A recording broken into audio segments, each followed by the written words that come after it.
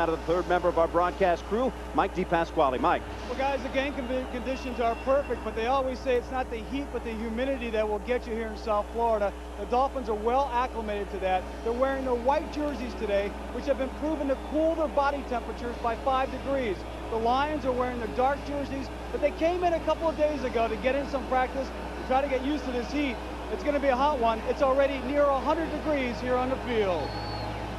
All right, Mike, thank you very much. And moisture will not be a problem today out there. It is hot, and you don't have to do much to work up a sweat, Mark. Not in this humidity, and I live in Arizona where it's dry. There is a big difference from humidity to dry heat. You will sweat. And as Mike mentioned, the Lions have worked all week long on trying to get acclimated to the heat that they're going to face, because in the fourth quarter, that's where visiting teams normally feel it. We told you the Dolphins have not lost a home game in September since 1993. Albert Johnson is back deep for the Dolphins, who won the toss and are set to receive. Jason Hanson set to kick it off for Detroit.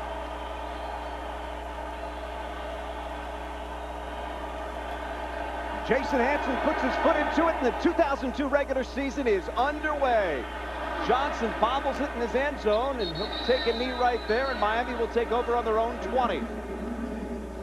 And out comes the Dolphins offense. Jay Fiedler is the quarterback. It is 7th year out of Dartmouth. There you see his numbers from last year, 20 touchdowns and 19 interceptions. Up front for Jay Fiedler today, offensive line. Dixon, Nails, Ruddy, Perry, and Wade, the skill positions. Backs and receivers, Ricky Williams. And we're going to talk a lot about him today. Rondé Gadsden and Chris Chambers, 2 excellent receivers as well. First down and 10 for the Dolphins. It's Chambers in motion. Gives to Ricky Williams. Tries the middle of the field. Not much there. Met by Robert Porcher at the line of scrimmage. Falls ahead for 4. Let's take a look at the Lions defense now. Starting up front. And this is one of the stronger units in the National Football League. Robert Porcher, of course, up there, along with Luther Ellis, Sean Rogers, and James Hall, who has come a long way in his 3rd year out of Michigan. Linebackers for the Lions, Green, Claiborne, and Williams. And in the secondary, Light, Davis, Harris, and Walker. Second down and 6. Fiedler to throw. Looks, throws out there. Knocked away, incomplete, almost picked off by the Lions. That football was loose there for a moment, and we almost had a very big play early in this game. And the Lions are looking for big plays, Dan. They know that they have to get some turnovers to have a chance to win this game. Take another look. Rondé Gadsden just drilled by Barrett Green, and Todd Light had a chance there for the interception. Check that. Brian Walker with a chance, but an incomplete pass, and that brings up 3rd down 6 now. Dolphins with 3 receivers in the game. That's Dietrich Ward in the slot. Fiedler stops, throws, got a complete out there to Gadsden. First down, Miami, and a pickup of 11. This is where they feel they got the matchups here. The Dolphins do, Dan, against these cornerbacks for the Detroit Lions. They come with good experience, but yet they're not as swift and fast as they used to be. And the Dolphins have these big, strong receivers, especially Rondé Gadsden. They like the individual matchups right there. Gadsden last year, 55 catches for 675 yards. Expecting bigger things this year from both he and Chris Chambers. They're the receivers in the game right now.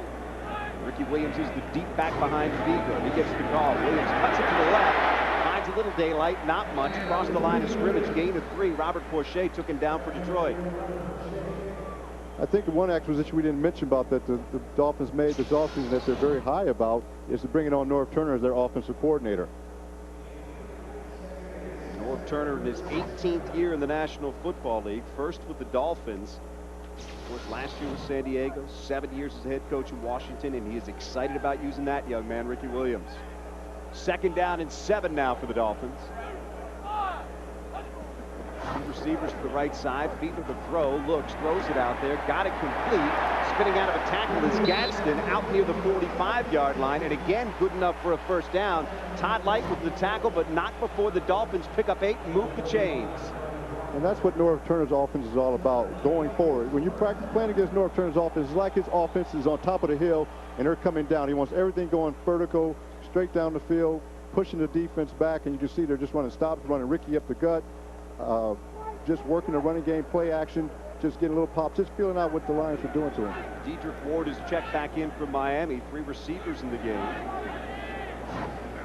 Gives to Williams, trying the right side, looking for the edge, and he's got it across midfield, down to the 47, taken out of bounds by Corey Harris. Gain of 7. It'll bring up 2nd down and 3. This is why they brought him in here, Dan. They want this power running game. You can see, even though he's about 225, 230 right now, he's down 20 pounds from last year, he still has the speed to bounce it outside. He was like blocking. Everybody's getting a body on body, white jersey on blue jerseys. That's all you need. You don't need outstanding blocks in the NFL. You just need a body on body, and a running back has the speed, the agility to get by people. Ricky Williams in his 4th year, and Ricky Williams also in possession of a new contract, which he worked out yesterday with the Dolphins. And Jay Fiedler did not like something he saw as he walked up to the line of scrimmage, so he takes a timeout. We're scoreless in Miami. Back with more after this. Back in Miami, Dan Miller along with Mark Carrier. Dolphins first possession of the ball game, and they're moving. Facing a 2nd down here. A moment ago, Luther Ellis helped off the field. Kelvin Pritchett was checked in for him. We'll report on Luther in just a moment. 2nd down now for the Dolphins. 3 to go. To give it to Ricky Williams. Tries the middle of the field. Hops doesn't find much there. Goes down. He'll be about a yard shy.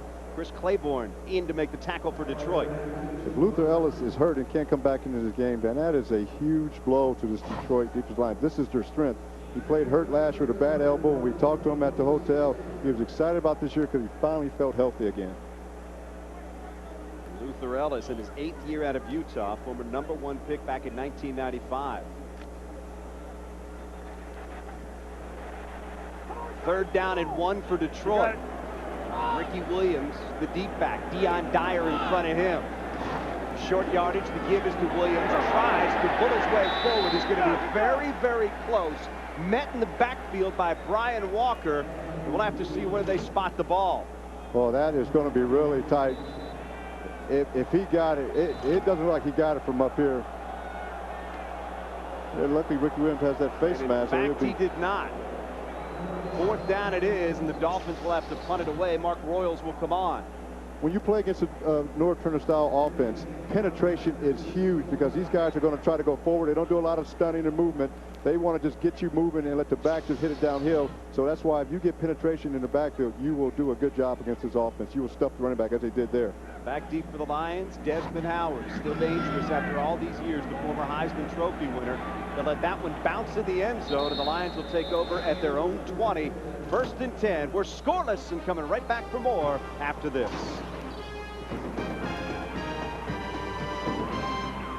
Miami Lions with their first possession of the game. Mike McMahon is the quarterback. 2nd year out of Rutgers. 4th start overall in the National Football League. Empty backfield. McMahon looks, throws out there. Incomplete, looking for Oz Hakeem. He'll bring up 2nd down. Coverage by Patrick Surtain. We talked about Mike McMahon. Bit of a quarterback controversy in Washington after they drafted Joey Harrington with the #3 pick this past year.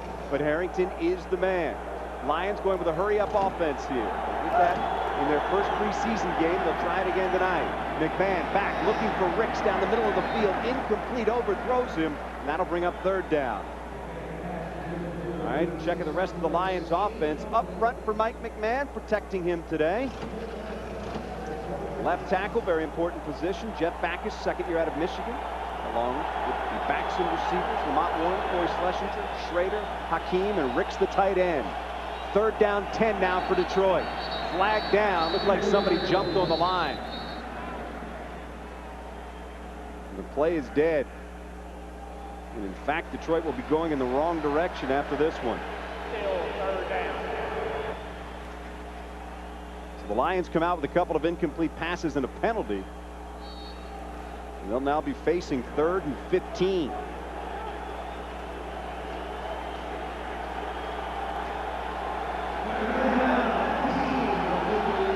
Three receivers in the game for Detroit. Scotty Anderson checks in for the first time. He's the far side of the field. Oz Hakeem to the near side. Bill Schrader in the slot. McMahon to throw on 3rd down. Looks for Ricks. Got him at the 40. Ricks still going across the 50. Down inside the 40 to the 36-yard line. Arturo Freeman finally making the stop for Miami. A gain of 49 for Detroit. Dan, we talked to Marty Morningwig. He said he felt he can get a great matchup with Ricks on the linebacker. You saw there that he made it happen. But Ricks got behind the linebacker, and McMahon hit him right on stride. McMahon getting the job done and hustling to the line once again here. Lamont Warren comes to line up behind him.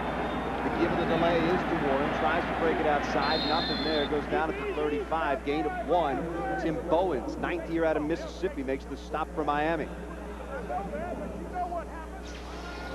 You see Ricks right here, Dan, just going right up the field. Gives a hit move to Zach. Gets behind him. Perfect pass by McMahon. If you can get behind the linebackers in between the secondary and throw the ball right there, you're going to be open all the time. Ricks made some big plays during the preseason. Catches at 30 and 64 yards for touchdowns. The Lions like what he's brought to their offense. McMahon slips on the field. Flag goes down, and so does he back at the 40. It's going to be a loss of 5, but we'll wait and see what happened with the flag. It looks like it's going to be holding against the Lions. Larry Chester was the player that ultimately got in there and took McMahon down.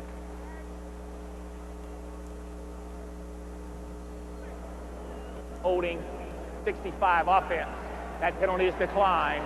3rd down. And that'll bring up 3rd and 14. Let's quickly check the Miami defense up front. It is an impressive unit. Wale Ogunlea had 8 sacks during the preseason to set a team record. Linebacker Zach Thomas led the team in tackles last year. In the secondary, 2 great corners, Sam Madison and Patrick Surtain. Lions now facing a 3rd down and 14 for the Miami 40-yard line.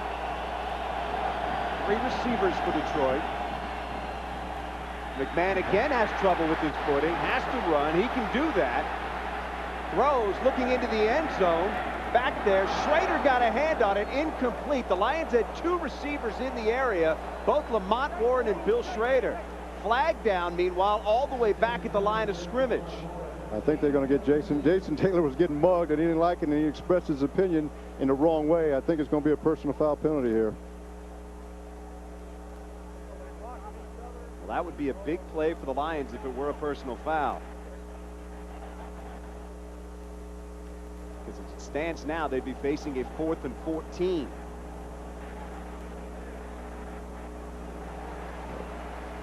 I was wrong. They saw the illegal chop block, so Jason was justifiable for. Yes. Chop block, 62 offense. That penalty is declined. 4th down. Penalty called on Tony Semple. Mark, one of the rare times they actually do catch the first guy.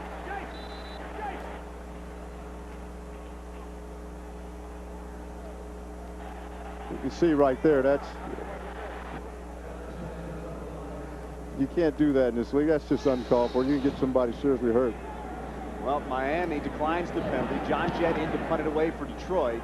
Albert Johnson back deep for the Dolphins. He's going to let this one bounce. It does at about the 5. Jimmy Wyrick was back there, but it bounces over his head. There's a flag on the far side of the field. The punt resulted in a touchback. Miami set to take over at their own 20, but once again, we'll let the officials sort this one out.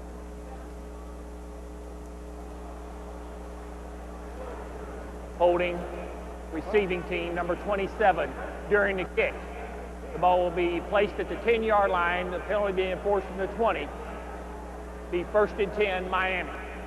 So that's where Miami will take over at their own 10-yard line. Their 2nd possession of the game coming up. You see right there the penalty. Miami backed up just a bit. They'll have the football when we come back. We're scoreless in the 1st.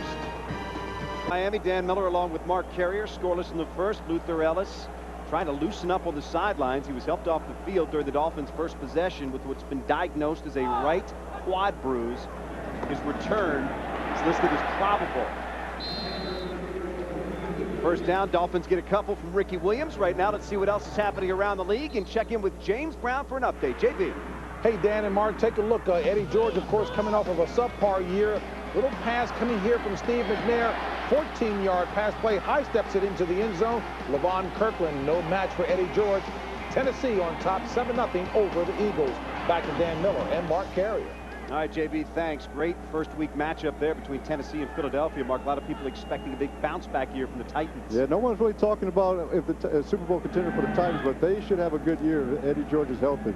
2nd down, 7 now for the Dolphins. Feet in the throw, gets it out there, and it's complete. It's rookie Randy McMichael making the catch. First year out of Georgia. Gain on the play of 9 yards.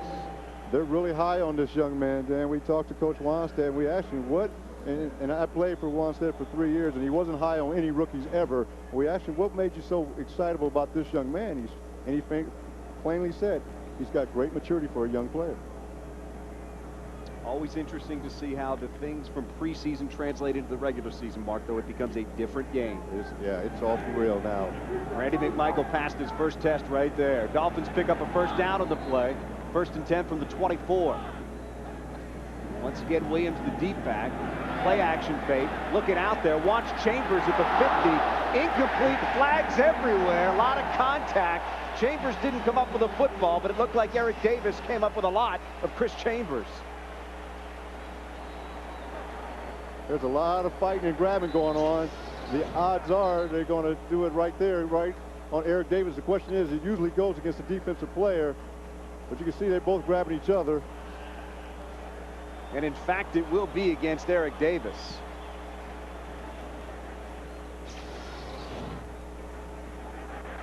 Eric Davis, a 13-year veteran. Doesn't have the same speed as he used to. He used to cover Jerry Rice, so he was a former Pro Bowl player, but they say this Chris Chambers, he's a budding superstar right now, Dan. Pass interference on Eric Davis. Ball's placed at the point of the foul. Miami now has it in Detroit territory at the 48. First down and 10. 2 tight ends in the game for the Dolphins. Ricky Williams, the lone setback behind Fiedler. Play action fake, flag down, looking deep. Watch Chambers again, and Fiedler overthrows him. Chambers was all by himself, but they couldn't get it to him.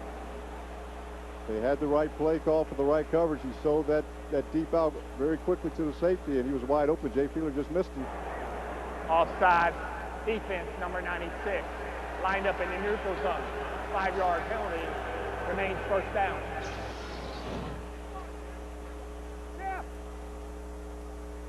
You can see he sold Corey Harris on that big hint move right there deep down the field. He was wide open. Jay Fiedler, hey, when you have that guy wide open, you've got to hit him. These are the big plays that they're with the North Carolina offense will bring to this Dolphins team, especially with the running game. Jay Fiedler doing the right thing, knowing he had a free play, taking a shot deep. He's now got 1st and 5 from the 43. Again, play action. Fiedler's going to keep it and run, and he can do that very well. Slides down near the first down. Will be about a yard shy. Kelvin Pritchett and Chris Claiborne coming in to take him down. Fiedler last year had a terrific season, running for 321 yards. That's a team record. So you know when he's in trouble, Mark, he can get out of there. He has no problem about running. I was very surprised when we saw him at practice how quick he was, especially for a Dartmouth quarterback. I didn't think anybody ran in the Ivy League. So to see him move, I was very impressed with his movement. Some quarterbacks may have to run for their life in the Ivy League if you don't have the right protection. 2nd down now, 1 for Fiedler and the Dolphins. Chambers in motion. Gives to Williams. Williams picks his way through, gets the first down, stopped at about the 37. It's going to be a gain of 2. Dan, that was just a simple 2-yard play, but I promise you, coming to 4th quarter, that little run for 2 yards will turn into 5 to 6 and 7 because the defense will get physically tired, and you'll see Ricky Williams pick up more yards in the 4th quarter than he will in the 1st quarter.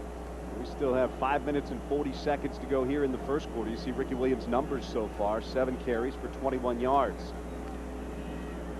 I would assume he's going to get a heavy dose of 20 carry days, if not more. The Dolphins love what he brings in terms of a power game, as you said, what he might be able to provide in the 4th quarter. 1st and 10. Again, it's Williams' 8th carry of the game. This time he's bottled up. Gets maybe 2, gets to the 35. Sean Rogers, 2nd year out of Texas, making the stop for Detroit. The one thing that was impressed me about Williams that I didn't know about, Ricky Williams that I didn't know about, Dan, is that he had 60 catches last year. And you don't think of that of a power back having that many catches, and the question is he had small hands coming out of college that he wouldn't be able to catch the ball. 60 catches for a guy like his stature is a very good stat. Another thing about Ricky Williams is you look at he gets stronger during the game. Last season in New Orleans, you see his carries 1 through 10, 11 through 20, then past 21, he had his best numbers. Ricky Williams gets stronger as the game goes on. Many times that's not the case with the opposing defenses. 2nd down, 8 now. Fiedler the throws. Got Ron Conrad in the flat. Conrad across the 30, across the 25. Still going. Finally taken down at the 15. A gain of 19 and a first down on the play. Rob Conrad running hard. Finally taken down by Corey Harris. see Rod Conrad coming right now. Dan, this play was set up for the last two plays. You had two big power runs by Ricky and Conrad leading on the block. Well, this time he faked like he was blocking guard in the flats. He's wide open. This is what the North Carolina offense does to you. Eric Davis with a missed tackle there. And those will add up. You don't want to let a guy like Conrad get ahead of steam going. The Dolphins now on the move. First down and 10 from the Lions 16. Two tight ends for Miami. Ricky Williams, the lone setback. Fiedler throws, looking out there for Chambers. Got him. Diving catch made it to 9. Rolls out of bounds there. It'll bring up second down. Pickup of 8. Yeah, they're really excited about this kid. He had a good rookie year, his first year. Now he's coming into this offense, and they're expecting. He had a great preseason camp. They're expecting him to put up some big numbers this year. They're thinking 1,000 receiver, at least 60 to 70 catches this year. 1,000 yards, at least 67 catches this year, Dan. Chambers comes out of the game here. See his rookie year numbers. Top rookie of the National Football League in terms of receivers last year. James McKnight has checked in for him. Randy McMichael in motion, and Jay Fiedler's going to call timeout. The play clock was down to 2 seconds there. He'll come over to the sidelines and talk it over. We're still scoreless in Miami, but the Dolphins are knocking on the door. Back in Miami, we're scoreless, but that may change momentarily. The Dolphins on the move here. Second down and 3 from the Detroit 9. Fiedler fakes the give to Williams, throws it to Conrad, in the flat, to the 5, dives for the end zone. Did he get in? No. It'll be first and goal from inside the 1 for Miami. Again, you see Conrad coming again. This play is all set up by that lead power run by Ricky Williams. And here Conrad fakes like he's blocking, leaps out. The object is that Fiedler has to get him the ball quick. You can't wait to it because it gives him a chance to get up to turn his shoulder, get the field. Nice job by Bracy Walker. At the sideline where the fumble occurred, it'll be at that spot, first and goal. Ball was fumbled out of bounds. Miami will take over right where that occurred. 76 reports eligible. 76. Great job by Bracy Walker a moment ago to keep Conrad out of the end zone. That is, you never know, Dan. That play, you never know what's going to happen here. They can make a stop, get a cause a fumble, and because of that big play by Bracy Walker stopping him before he gets in. Here we go. Fiedler with Williams behind him. The give is to Ricky. Tries to go up and over and into the end zone, and he does. Ricky Williams with his first touchdown as the Dolphin in Miami takes the lead.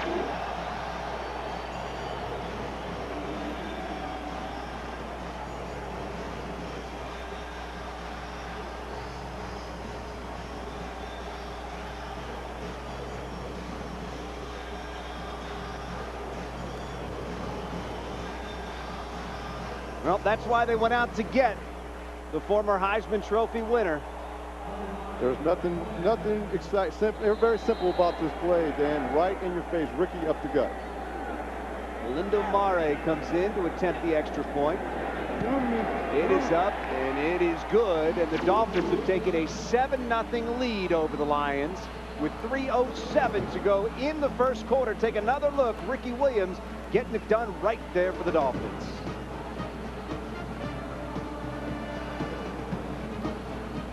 Back in Miami, Dave Wanstedt and the Dolphins have taken a 7-0 lead. Mark, let's take another look. This is Ricky right into your living room, straight up.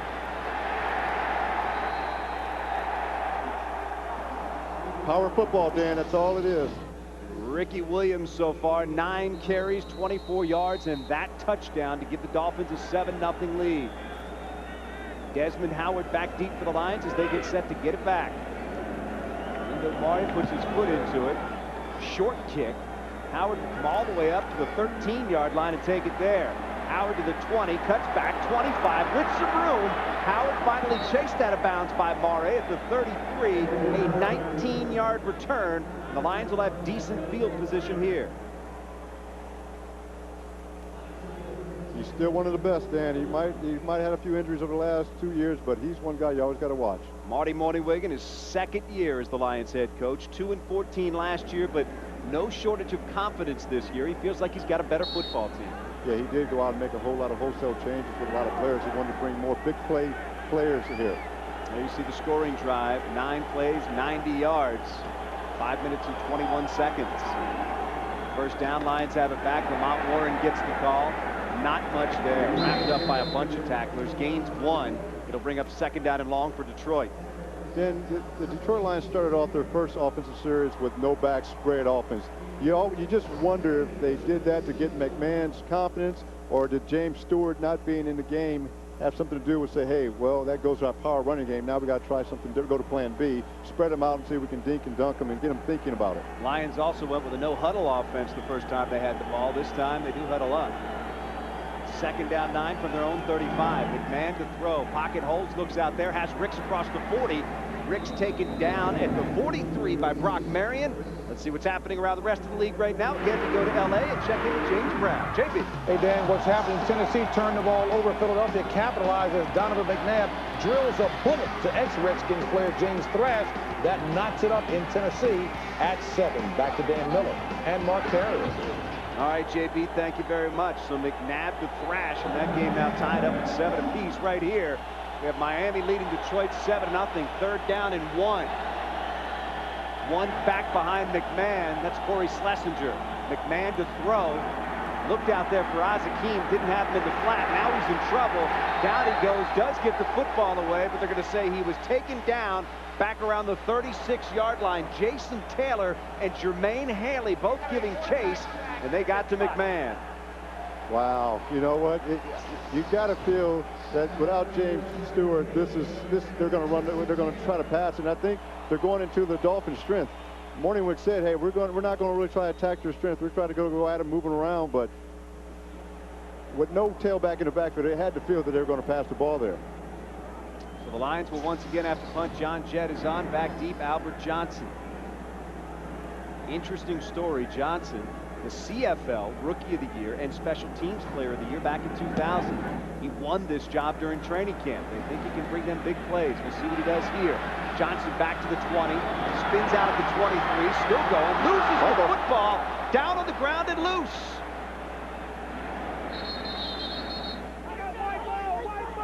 And the Lions have it. So Albert Johnson, who I just got done saying won the job in training camp, did not do anything to improve his chances right there, coughing it up on his first return. Oh, I think it's change of reversal here, Dan. Well, the initial sign was that it was going to Detroit. We'll take another look. Boy. Ball was loose, bounced right to Bradford Banta.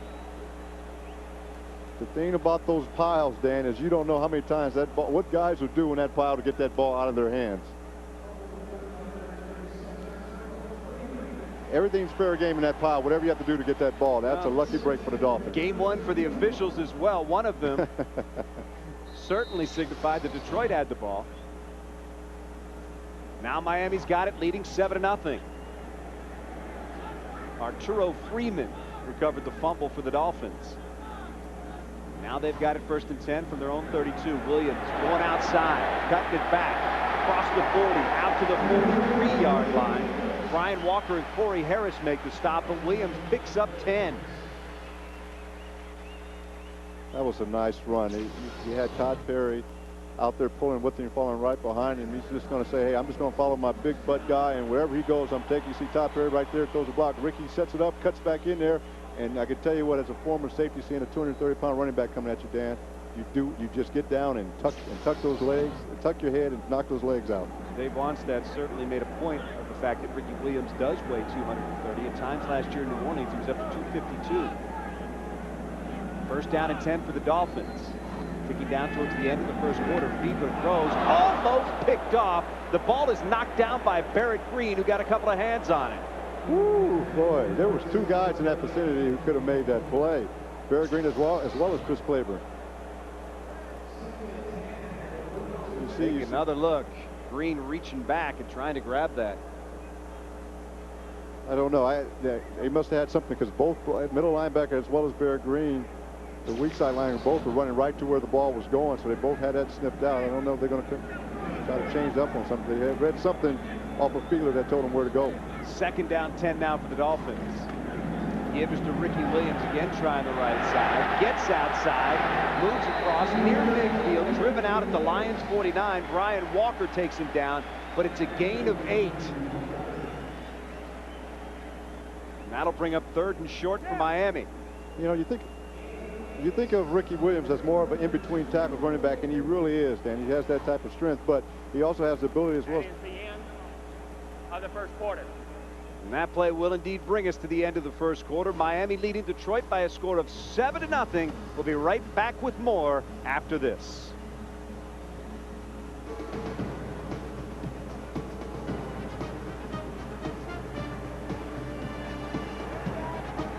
The start of the second quarter here in Miami. Dolphins leading by a score of 7-0. Ricky Williams with a 1-yard touchdown run.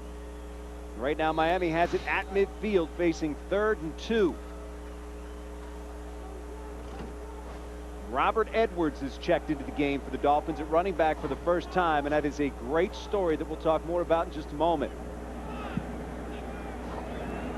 Fiedler to pass, looking on the slant. At McKnight out there, knocked away and incomplete. Eric Davis, nice coverage for Detroit, and that'll bring up 4th down. Real nice play by Eric Davis. Like I said, Eric Davis has been in this league for a long time. He's a smart corner. He's not as quick as he used to be, but he knows how to play the game. He understands the game very well. He knows his strength. We will get back to Robert Edwards in just a couple of minutes. Former Patriot, playing in the National Football League for the first time after missing 3 seasons with a severe knee injury. Dolphins to punt it away. Royals puts his foot into it. Desmond Howard giving chase. He's going to let it bounce. If that bounced off the line, that's going to be a touchdown for the Dolphins. And indeed it is. Trent Gamble coming up with a touchdown after a special teams mistake for Detroit. If it stands.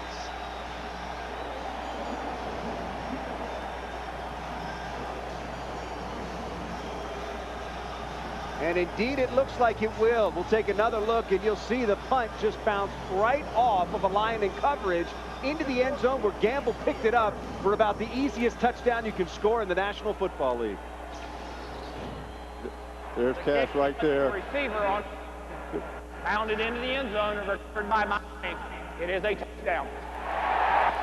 All right, Dan, you like Cash's effort because he's working hard, but he's got to understand inside the 20-yard line, the returner, Desmond Howard, has to run over to Cash, and Cash has to be aware on the field where he's at, because at the 20-yard line, you are taught to run out of the way, get out of bounds, get out of the way, but do what you have to do, but don't keep blocking into the 20-yard line for that reason right there. Chris Cash, a rookie out of USC. Oh. Lindo Mare on to attempt the extra point. It is up and good, and just like that, the Lions find themselves down 14-0 here in Miami.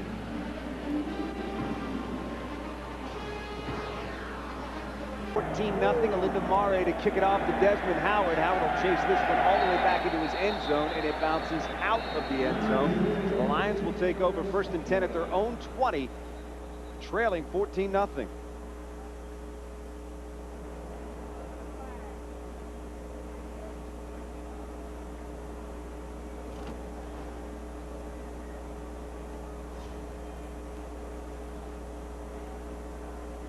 Trent Gamble right there scored the touchdown moments ago. Lions head coach Marty Mornhinweg has to be in a bit of shock after that. The Lions come up with a big stop on 3rd down. And the officials are sorting out a penalty on the field down there.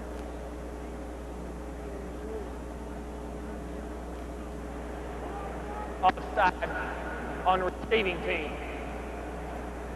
Receiver at number 86 beyond the restraining line prior to the kick.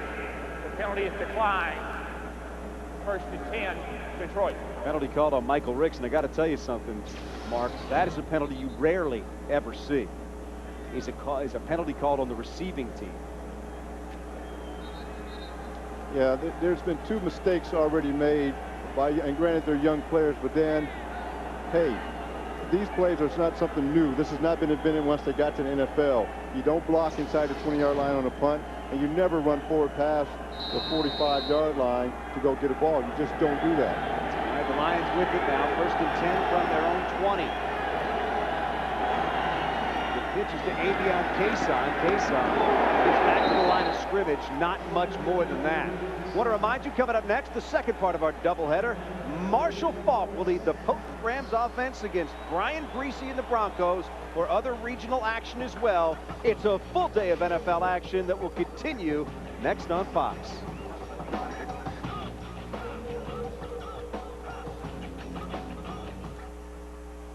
3 receivers into the game for Detroit. Scotty Anderson has checked in. 2nd down and 10 for Mike McMahon and the Lions. Early in the 2nd quarter. 5 defensive backs on for Miami. McMahon setting up the screen. Kason lost his footing as he tried to get set up, but it's incomplete. Oh, they had it set up nice, Dan. They had a man-to-man on the opposite side with the top 3 receivers. If Kason would have kept his feet, he only had one. He had 3 blockers and 1 Miami Dolphins defender to stop him. He would have been running for about 30 yards before someone would have got to him. That'll bring up 3rd down and 10 now. Lamont Warren is checked back in for Detroit.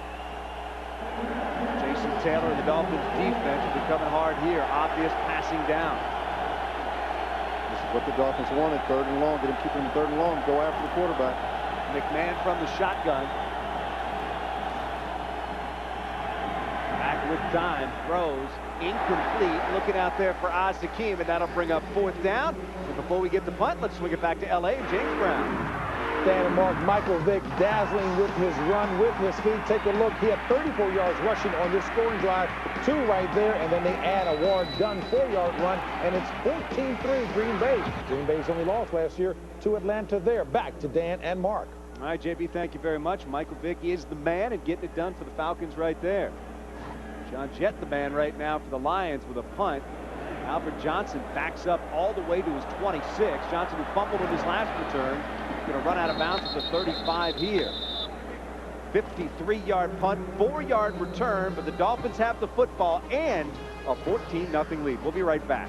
Along with Mark Carrier, Dolphins leading the Lions by a score of 14-0, 13:42 to go 2nd quarter. Dolphins have it 1st and 10 at their own 36. Ricky Williams and Rob Conrad behind Jay Fiedler. Play action fake to Williams. Throw out over the middle. Looking for McMichael, and he brings it in with one hand. A great catch in Lions territory. Down around the 42-yard line. A gain of 21. Oh, that was a nice catch by this young receiver. You know, yesterday and the other day in practice, Dan, he couldn't catch a cold, and now you see him come out. They set up the Conrad out in the flats, and they hit McMichael right there with one-hand catch. Great athletic ability by this tight end. And that will bring about some big-time confidence from that rookie. Look at that one hand. Oh, didn't know if he was going to get hit or not. Stretched out, had body control to haul it in and keep the ball from hitting the ground. Already leading 14-0. The Dolphins in business again. They're at the Lions 42, 1st down and 10. Williams, the deep back, he gets the call, tries the right side, and he's got some room. Williams inside the 35, down to the 31. Brian Williams makes the stop from his outside linebacker position for Detroit. Now, for more, let's go down to the field. And the 3rd member of our broadcast crew, Mike DePasquale. Well, Dan, the Dolphins like it nice and toasty on the field to wear down their opponents. Look at the thermometer gauge, or the temperature gauge. It's over almost 110 degrees. The Lions do have fans on the sideline that are dispersing water, so hopefully it'll cool them down a little bit. But right now, the Dolphins are in control. And that becomes huge, Mike, when you saw the time of possession right there. The Lions defense has been on the field quite a while already this afternoon. Trying to get something done here. 1st and 10, Miami. Again, Fiedler with a pump fake. Now he's going to have to run out of the pocket, throwing into the end zone. Chambers is out there, but incomplete. I think Fiedler threw that away more than anything else. He did. He was looking for his 2 receivers on the outside down the field. They tried to go for the home run, meaning the touchdown. And if he would have looked up at the last second, he saw Chambers was breaking away from Todd Light, going wide open. But by that time, the pressure got to him, so he did the smart thing and got rid of the ball. Barrett Green of the Lions doing a nice job putting the pressure on Fiedler. You see him coming after him right there. Great explosion close by Barrett Green. Man, he closed the gap on that real fast. Barrett Green, 3rd year out of West Virginia. Dolphins now facing a 2nd and 10. They bring in 3 receivers. Rookie tight end McMichael in motion, but it's Ricky Williams who gets the call, and he's got room. Williams inside the 30, past the 25, down to the 24, stopped there by Chris Cash. Pickup of 7 on the play. It'll bring up 3rd and about 3. We've seen Ricky outside, Dan. Now we're seeing Ricky inside. Look at that hole. Here's the first guy to come. Another, again, is Corey Harris. These safeties for the Detroit Lions are making a lot of tackles early in this game, Dan, and that will make a big difference in the 4th quarter. These guys will be dog tired. Ricky Williams checks out. Robert Edwards right there, number 47, checks in on 3rd and 3. Dedrick Ward is in motion.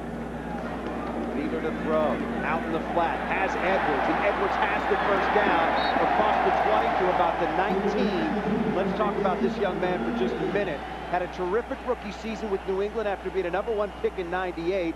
Then dislocated his knee during a flag football game in Hawaii during the Pro Bowl festivities.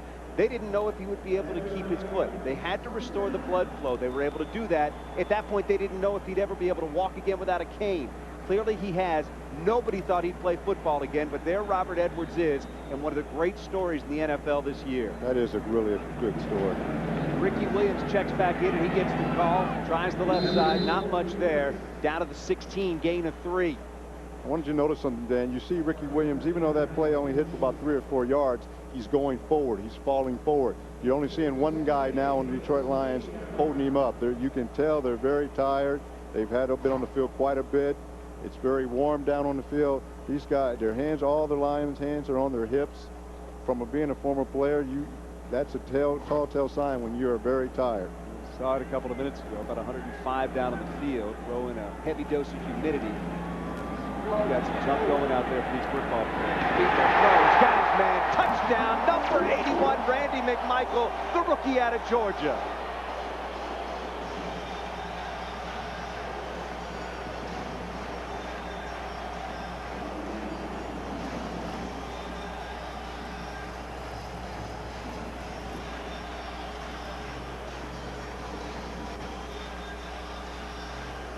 Randy McMichael with 3 catches for 49 yards. That one good for 16 and a touchdown. So the Dolphins take a 20-0 lead. Olindo Mare in to attempt the extra point. Spot down and the kick is up and it is good. And the Dolphins move down the field and take a 21-0 lead over the Lions here in South Florida. Detroit will get it back when we come back. Back in Miami, there are a lot of happy fans, but perhaps none happier than that young lady right there. Randy McMichael's mother, who has the foot foul from Randy McMichael's first touchdown in the National Football League. Everything seemed to go wrong as Olindo Mare went to kick off there. And they'll try that one again. Yeah, first touchdown of his young rookie career, and he gives it to his mom. Randy McMichael doing a terrific job so far at tight end for the Dolphins. Came into camp, beat out Jed Weaver. I think we've gotten a good indication why so far this afternoon. They'll try it again. Olindo Mare to put his foot into it. Desmond Howard back deep for the Lions. Mare sent it about 8 yards deep, and that's where they'll stay. It'll be first down and 10. Take another look at the touchdown pass from Jay Fiedler to McMichael. I say you see McMichael, but the guys you need to look at are these guys over here and watch their heads, Dan. Look where they're looking at. This play was set up from the run from Ricky earlier. Look at everybody's looking back inside. There's McMichael running across, wide open, no one there. There's what you call the Ricky Williams effect right there that they talk about. Randy McMichael, first touchdown, as we said, of his NFL career. Lions have it back, and they need to get something going, trailing 21-0. Here in Miami. They need some type of drive. They don't need to score, Dan, but they've got to move the ball. Someone's got to make a play here. Going with 3 wide receivers right here. Mike McMahon to pass on first down. Looks to his right, throws, has Azakim at about the 25. Got to the 26 and driven out of bounds by Patrick Surtain, a gain of 6. It'll bring up second down and 4. Coach Morningwick's just got to try to find something to get this team, keep his confidence up, just get them moving.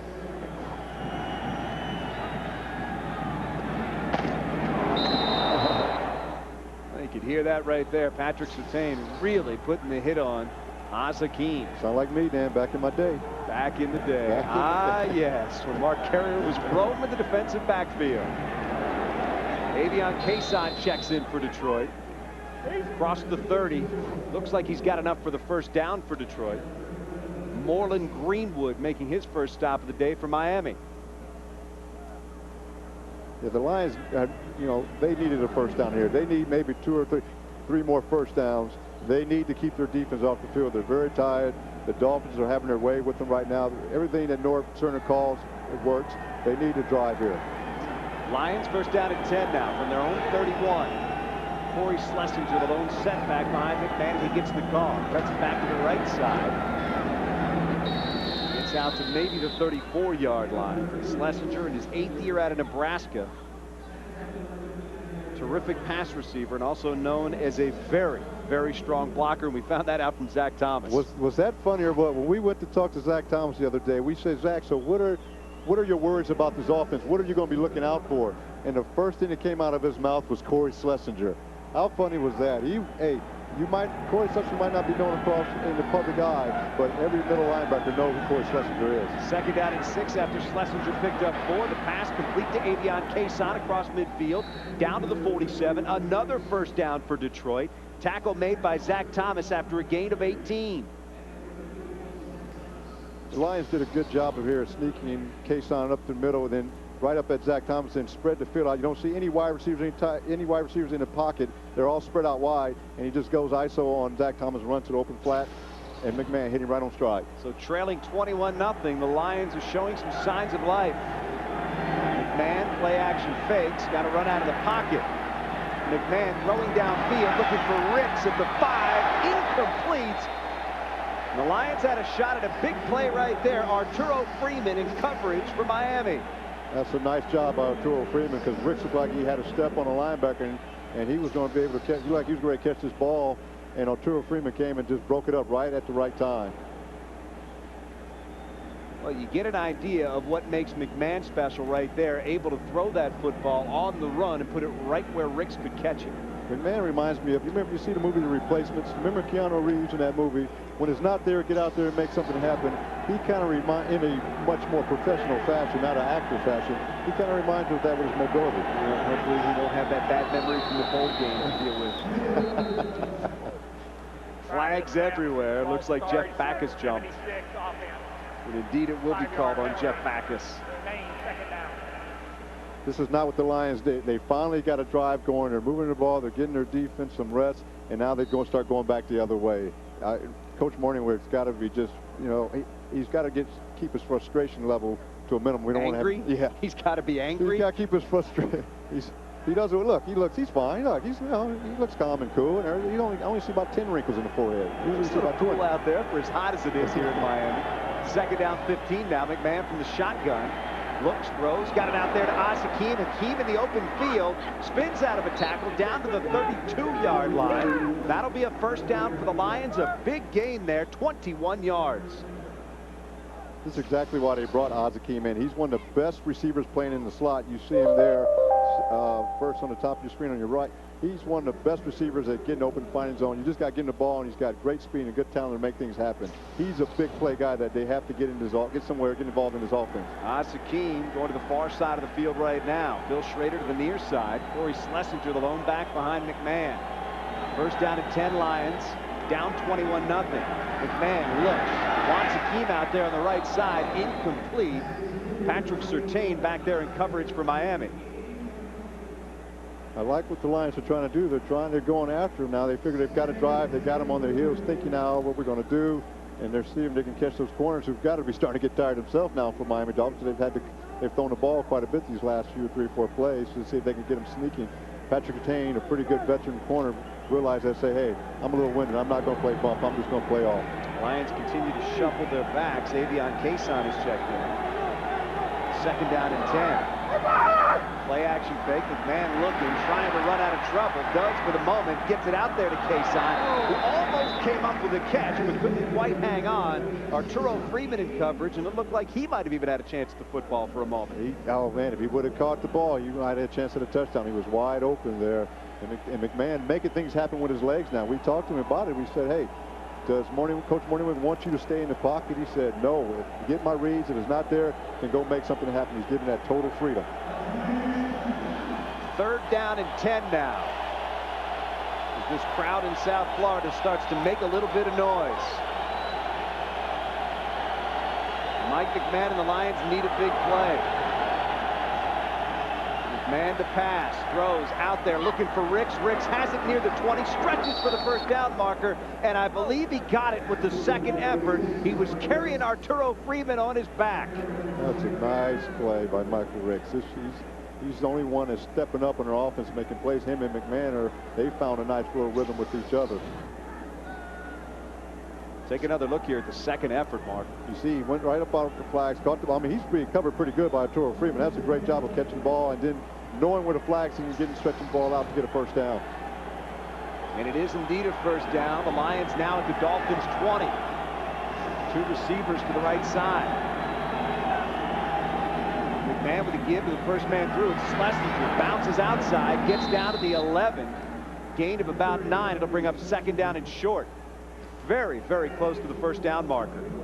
Nice run by Schlesinger. Nice misdirection play. They faked the tailback one way and gave it to Corey right up the gut. And even though Corey is known as a big bruiser linebacker, he has good speed for a fullback. You can see the tailback is going to go left. Corey fakes left like they run the power play. Thinks up the middle there's a hole, and trust me, Dan, this is not a guy you want to see in the secondary running full speed. Second down, less than 1. Good chance to take a shot here. You go ahead and take your shot. You need to get some points here, boy. You need to get your offensive side. Lions with 3 receivers. McMahon rolling right. Pressure comes, gets rid of it, looking for Hakeem. Incomplete. It'll bring up third down and short. They had the matchup they wanted. They had Hakeem coming. They faked it. They had just made a good run play. They faked the run. Almost the same play that the Dolphins scored on. You're going to see him fake the run one play, and you can see Hakeem coming right across you. He's open, just the ball just a little too far ahead. Lamont Warren checks back in. Third down short. 2 tight ends in the game for the Lions. 12th play of this drive. This is where James Stewart would have been really big in the offense right now, third and short. James Stewart, as we told you earlier, out with an injured knee. It'll be Warren instead. Warren with a hole, down to the 5, stretches to the 2. It'll be first and goal, Detroit. James who? James who? Nice run, right up the gut, right up power play, right up the field. Nice block by Corey. Hits Arturo Freeman and powers forward. You can see now the momentum is on the Lions side. The Dolphins defense who hadn't had to play much, you can see their hands on their hips now. They're a little tired. The Lions need to come away with some points right here. Touchdown would be great. Field goal wouldn't be too disappointing either. Scotty Anderson in the slot. It's John Owens in motion. The give is to Schlesinger. Tries the middle of that line. Not much there. Taken down. Maybe a gain of 1. Jermaine Haley, first man in for Miami. You know what, you would think with playing on that baseball field right there, that'd be very slippery, but we haven't seen many guys really slip or lose their balance on that field, and we watched the kickers kick there earlier today, and everybody was fine, footing was fine. You would think it'd be a problem, but obviously they do a good job here to make it a football-ready condition. Second down goal now from the 2. McMahon with an empty backfield. Quarterback draw. There it is. You called it. McMahon dives in. Touchdown, Lions. Nice call, Mark Carrier.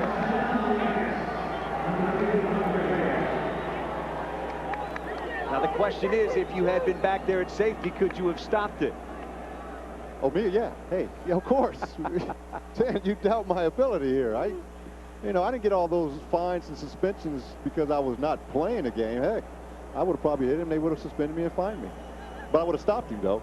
Well, that looked pretty clean from here. No worries for anybody in terms of a fine, but the Lions are on the board. Jason Hanson in to attempt the extra point after the 2-yard run by Mike McMahon. Spot down, kick is up, and it is good. So the Lions are on the board for the first time today. Miami still leads it, though, 21-7. Back Mike McMahon on the sidelines for Detroit. Moments ago, he went in for a touchdown from 2 yards out on a quarterback draw. 14-play drive for Detroit. Put them on the board for the first time today. It's 21-7 Miami. The Dolphins are set to get the football back. They needed that bad for their defense. I don't think those guys could have gone out there anymore and try to stop the Dolphins. So tired. They got some time off right there, but they're going to be back on the field momentarily. Jason Hanson, short kickoff taken by Albert Johnson at the 10. Johnson back to the 20, hesitates. He'll go down at about the 26-yard line, and that's where the Dolphins will begin. Chris Cash and Jimmy Wyrick making the special teams tackle for Detroit. Now we'll see the Lions have had some defense, have had some time to rest. The Dolphins have done a pretty good job of moving the ball the last 2 series. Let's see who responds to this challenge now. See if the Lions responds to the challenge now of trying to get the ball back before halftime, because the Dolphins are going to try to milk the clock as much as possible, try to get some points or run the clock down as much as they can before they have to punt to give the ball back to the Lions. Ricky Williams has been very effective today. 14 carries, 62 yards.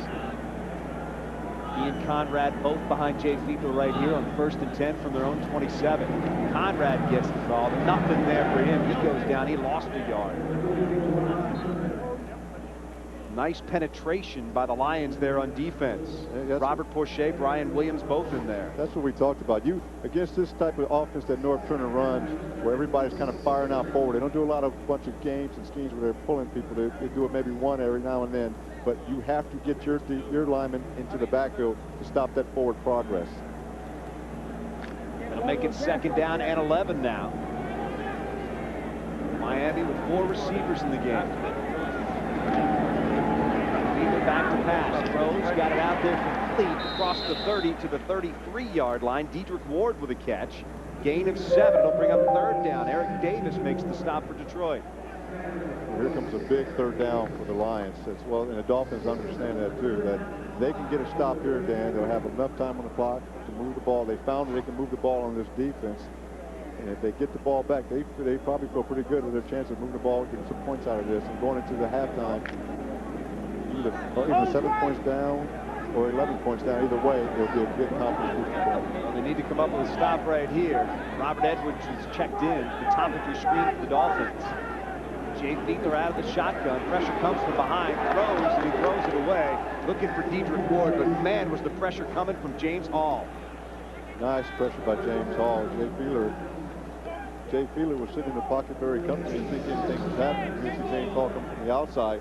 Coming right here, they say what he does well is that he does a good job of getting leverage, and he did a good job of getting leverage on Dixon. It puts him back right into the quarterback. Jay Fiedler got to understand, hey, there's no one back there blocking for you. You've got to get rid of the ball, but there's no running back to help you block. You've got to find your receiver and get rid of it down. The Lions will get it back. Mark Royals angles it to the left side. Desmond Howard back deep for Detroit, takes it at his 11. Howard back to the 20. Won't get much farther than that. Taken down at about the 24.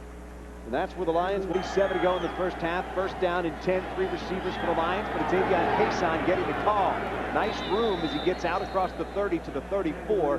Close to the 1st down marker, but there's a flag down in the backfield, and it's going to be holding against the Lions. Well, the play was still going on, Dan. That flag was already on the ground, so it was pretty obvious that someone got mugged there. Holding 76 offense. 10-yard penalty. Repeat, 1st down. Penalty called on Jeff Backus, former Michigan Wolverine, who's done a very nice job for the Lions at left tackle. He's going to make it 1st and 20 down.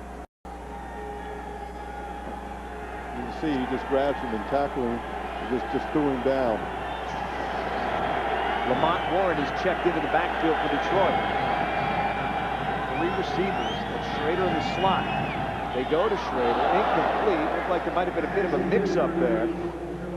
Mix-up. Schrader looked like he was coming to a stop. Mix-up, Dan. That wasn't no mix-up. That was somebody putting on the brakes saying, oh, wait a minute, don't throw it to me. I might get hit. You know, the one thing about, I played against Schrader for a lot of years up in Green Bay, and the one thing is that he was a big, tall receiver, had a lot of talent, but he didn't like to get the contact. Most receivers don't, but the good ones, hey, make the play. And there is no reason why I couldn't see why I couldn't catch it. I mean, he just stopped. 2nd down and 20 after that play.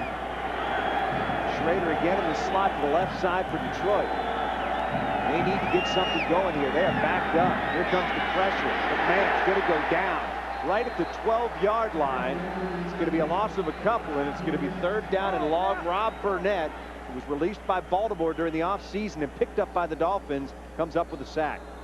That is the 2-minute warning. You can see the pocket, meaning the cup around McMahon is just starting to collapse, and these guys who are very athletic, the Miami Dolphins linebackers are very athletic, and they can close on anybody. 2-minute warning here in Miami. The Lions facing a 3rd and 22, down 14. Back with that. Florida, Miami leading Detroit 21-7, and there is more than the climate to like down here. Look, Dan, it's those girls that were following us yesterday. I thought we called the cops on them and tell them to stop harassing us. Yeah. Only if they were cops when we ran that red light. 3rd down 22 from the 12. Problem is, if they chased us, Mark, they catch us. We're not as fast as we used to be. The way they look, we probably would let them. Here's Mike McMahon. Needs a lot. Throws it out there. Screen to Kason. Kason to the 15. Using his blockers. Cuts it back out near the 30-yard line. Gain of 18, but that won't be enough. It'll be 4th down. Zach Thomas finally chased him down there. Miami takes its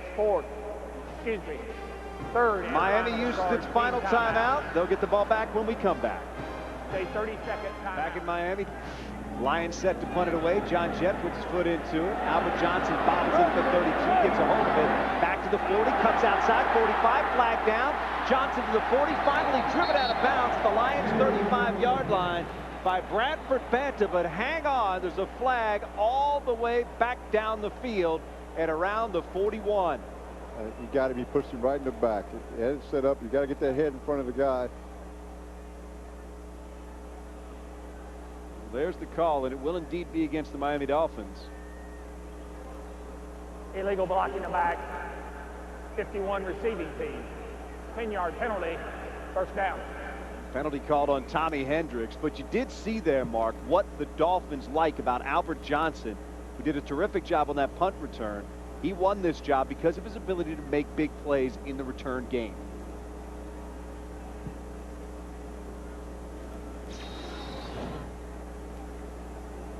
You're going to see, running down the field, you see him, oh, geez. I think you and I can call that one, Dan. That was pretty obvious there. That hurt the Dolphins' chance in great field position right now. All right, Dolphins have it back. They look good on the scoreboard, up 21-7. Jay Fiedler out of the shotgun. Gives it on the delay to Robert Edwards. Edwards with some room out across the 40 to the 44-yard line. It's going to be a gain of 9. Dan, we got to see if those 2 timeouts they took early in the first quarter will come back to hurt Dolphins right now because they're in a hurry-up mode. They only have 1 timeout left. As we said a moment ago, the Dolphins have burned a couple of timeouts so far. Jay Fiedler back, looks, flips it out there to Edwards across midfield, down inside the 45 to the 43. Barrett Green takes it down there, and Miami will hustle back to the line. Keep going. It's like they have to hurry up because, like I said, if they want to burn that timeout, the Lions know that. Fiedler from the shotgun now on 1st and 10. Pumps, looks out there, throws for Chambers. Got him at the 23. Chambers with a terrific catch. Corey Harris upends him, but he hung on to the ball. This kid is very excited. I've never seen him play until now, and I can see why they have high hopes about him. He's not a tall guy, but he's got long arms and long legs, and he's very athletic. Fiedler will kill the clock with 36 seconds to go, and Miami in business. 2nd down and 10 from the Detroit 23. Take another look. You can see that wasn't his first receiver. Fiedler just picked him up late, saw him was open, threw him the ball, and Chris Chambers makes an excellent play. Takes a hit, gets up, bounce up, no problem. Chambers healthy this year. Missed their playoff game last year with a sprained ankle. Came to camp this year, it was still bothering him. He says he feels pretty good right now, and he looked good on that catch right there. 1st down, check that, 2nd down and 10 for the Dolphins. 36 seconds to go. Fiedler from the shotgun, pump fake, looking for Dedrick Ward, who came out of the slot. It's incomplete. Pressure was coming. Coming up on the Visa Halftime Report, JB, Terry, Howie, and special guest Jimmy Johnson will have scores and highlights from around the league, and our Fox Sports ticker will have up-to-date stats. That's all coming up on the Visa Halftime Report. And I know you want those stats because I'm guessing a couple of you out there might be in a fantasy football league. Do you think Jimmy took his boat all the way to California through the Panama Canal, or or did they send a private jet out to the Keys to pick him up? I'm thinking when his plane leaves, he's going to be back on that boat by about 8 o'clock tonight. 3rd down 10 now for the Dolphins, trying to keep their drive alive. 31 seconds to go. Here comes the blitz. Fiedler gets it off. Robert Edwards with room, hesitates at the 20, inside the 15, carrying tacklers down to the 8. Jeff Gooch finally stopped him. Gain of 15, and it's going to be 1st and goal Miami. They got to hurry. They're going to spike it. They got to spike it right now. They got 1 timeout left. Fiedler kills the clock with 12 seconds to go. They've got enough time to take a couple of cracks at the end zone. Excuse me, they have no timeouts left. They burned a couple early and then took one before the punt a moment ago. But boy, did they set this screen up, and it was perfect timing because the blitz was on.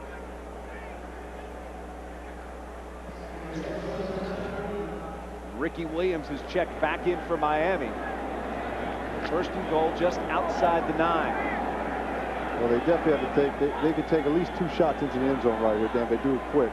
But got to get into the end zone. That's the thing. They won't have enough time to get everybody back to the line and kill the ball. Throws, got it, man. Chambers, touchdown. And if you're a Lions fan, that was just too easy.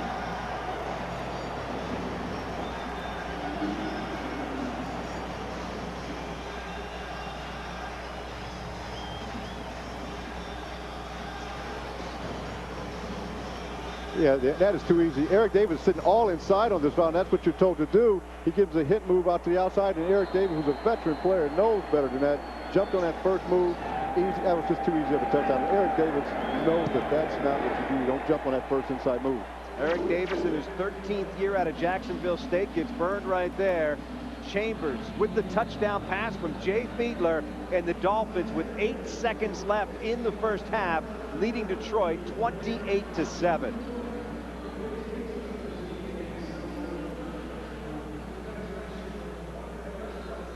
So where a moment ago it looked as if the Lions might have some momentum, the Dolphins come and take it right back. Yeah, the Lions have finally built momentum. They moved the ball down the field, scored a touchdown. Was hoping that they can get it back. Jay Fiedler took his offense down. You can see, look how easy throw this is. He's got help. You see 25, Corey Harris is sitting inside waiting on the inside. He's got help inside waiting on. I don't see why Corey Harris would break out to the out, and I don't see why Eric Davis jumped. He's playing inside too. They want you to throw the ball to the outside, and you can't just let a receiver get into the inside the red zone. It's just too easy. That was just such an easy throw. Well, I think certainly if there was a question about the Lions defense, it's at the corner. It is at the corner. Eric Davis, 13th year. Todd Light, 12th year. Question whether or not those guys can get it done in the long haul in the National Football League at this point in their careers. Exactly right. They're both former Pro Bowl players. Both have won Super Bowls. Very good players at one time, but yet they don't have the quickness and speed they used to have to cover one-on-one by themselves anymore. The Dolphins scoring drive there. 8 plays, 66 yards in just a minute 28. Mare to Desmond Howard. Howard on the return. Back to the 30. Howard shakes at the 35. Down he will go right there. That should be the end of the first half. Arturo Freeman making the tackle on special teams for Miami. And that is indeed the end of the first half with the score. Miami 28, the Lions 7. Fox NFL Sunday will continue. JP, Terry, Howie, and special guest Jimmy Johnson will be along for the Visa halftime report after these messages and a word with Jimmy Johnson here as we get you caught up on the scores at the half. Atlanta's Michael Vick, more impressive in the first half. 21-13 over the Packers. Packers only lost at home last year to Atlanta. Randy Moss said if I'd been the leader of the Vikings the last 4 years, we would have already won a Super Bowl. Well, talk is cheap. Show me. Booker says, I'll show you how to get it done. Miller, 29-yard post route, touchdown, 7-3. Bears up and going. Dante Culpepper says you're going to blitz, come to the outside. Nobody takes the quarterback. There's your touchdown run of 2 yards, 10-7 Vikings. And then Moss with just 3 catches for 4 yards in the first half. Hello, here it is. 33-yard touch. 3 people on him. Keep on going. Now, hey, Vikings looking awfully impressive. 20-10 over the Bears. Head to half. Miami looking for an opportunity to win again for the 11th straight season opening, and they're doing it. This guy can flat rush the passer. Javon Curse having to lead this game for Tennessee with a sprained left foot. Steve McNair says, don't worry about it, big fella. I'll take care of it. A little scramble by him. Hits Eddie George in the flat. He does the rest. 14-yard touchdown. Reception, 7-0 Tennessee. Donovan McNabb, 2 touchdown passes in the first half. Awfully impressive. This 7-yarder to Chad Lewis, his 3rd receiver on a crossing route. It's all Eagles. When they score 21 points in the first half, they have won their last 20 games. That's a lot of stats, Brad. All right, Redskins, Steve Spurrier looking on. Plummer out of the backfield. Scrambles in. Touchdown of 7 yards. Love that guy. 10-3 Arizona. Shane Matthews back. Sets up. Guns it. Post route. Great job by Matthews. He looked off the other safety. Kevin Lockett took it in 25 yards. Cardinals 13-10 over the Redskins. Got a ball game. All tied up in Buffalo, 17-all between the Jets and the Buffalo Bills. Ravens will be struggling this year. Right now, the Panthers on top by 3. Panthers won only 1 game last year. They won the opener, right? Browns, look at Jimmy's guy up there doing a job. And the Chargers, aren't they supposed to be conservative, low-scoring? 20-0 there at the half. And the Colts, 14-7 over the Jaguars. Talking first, Atlanta, Green Bay. You said it during the pregame show. Quarterbacks, if you got good feet, do what with them? Okay. Move around, buy some time for your receivers, and run. Michael Vick, he may become a Barry Sanders type player, the type of player you want to watch wherever he is. Keep your eyes focused on Michael Vick. Could be an exciting, great player. Yeah, and you know, you talk about 110 degrees and above on the playing surface in Green Bay. It's not just the 5 rushes for 43 yards in the first half that Michael Vick has. It's his ability to buy time in the pocket and force those defensive linemen to run even more. I guarantee you there's 6 or 7 defensive linemen laying on the floor of the locker room at halftime and might wilt in the second half. Miami with Ricky Williams looking pretty good. Detroit not looking good at all right now. No, and I'm looking forward to having Matt Millen back with us next year. The way things are looking there. I'm sorry. You make a habit of ripping former colleagues of ours. I'm not ripping him. And the facts are the facts. Am I ripping him? I am not ripping him. Miami's got a bunch of new weapons. McMichael at tight end is exciting. And then on top of that, Chris Chambers coming on strong. So Norv Turner's calling a bunch of plays. He can go here, there, or if he doesn't like what he sees, hand it to Ricky Williams. Yeah, that's 2 more weapons than Matt has in Detroit. That's not my problem. But the best acquisition in Miami to me is Norv Turner. I think the guy's brilliant. Yeah. Michael Vick, 10 for 10, 134 yards and a touch in the first half. Were you ever 10 for 10 in your career? Jimmy, I've never been 10 for 10, but I did win some championships. Okay, did win some championships. Oh, that's right. You want to get this, Jimmy? Go ahead. Go ahead. The guy that used to sit in this chair, he Somebody hit That's somebody. right. Love fest known as the Visa halftime will continue after this. Back in Miami, it is halftime. The Dolphins leading the Lions by a score of 28-7. Let's check in with our Mike DePasquale, who caught up with Lions head coach Marty Mornhinweg just moments ago. Well, Coach Marty Mornhinweg, and Coach, it's just so much the mistakes that's hurting this team. The penalties in the first quarter hampered their drive, and then, of course, that punt mistake that resulted in a Dolphin touchdown. Well, we've got to do the right thing in all 3 aspects of the football game. I think we know we can move the ball a little bit on them. Our defense has to stop them on 3rd downs and get themselves off the field. But listen, we're 3 touchdowns down. It's a long game. Coach, the heat, a lot of people have made a lot of that. You brought your team down 2 days early. Are they trying to acclimate themselves to this condition? Well, we tried to get the acclimation done before we came. So, you know, we did a few things for that, and we'll see in the second half if that thing worked. Coach, good luck in the second half. All right, guys, back upstairs. Okay, Mike, thank you very much. Marty Mornhinweg and the Lions down 21 with the score 28-7. We'll return to Miami for the start of the second half after these messages. You're watching the NFL on Fox.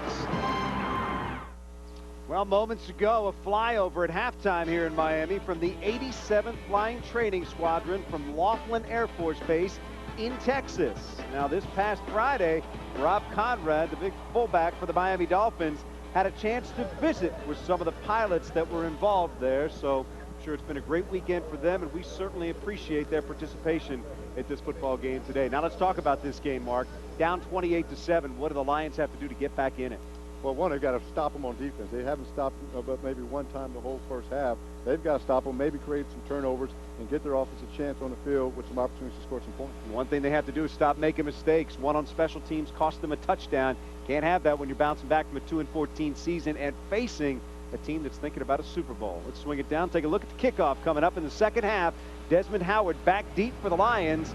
As we said, they trail in this one 28-7. They'll have the football first.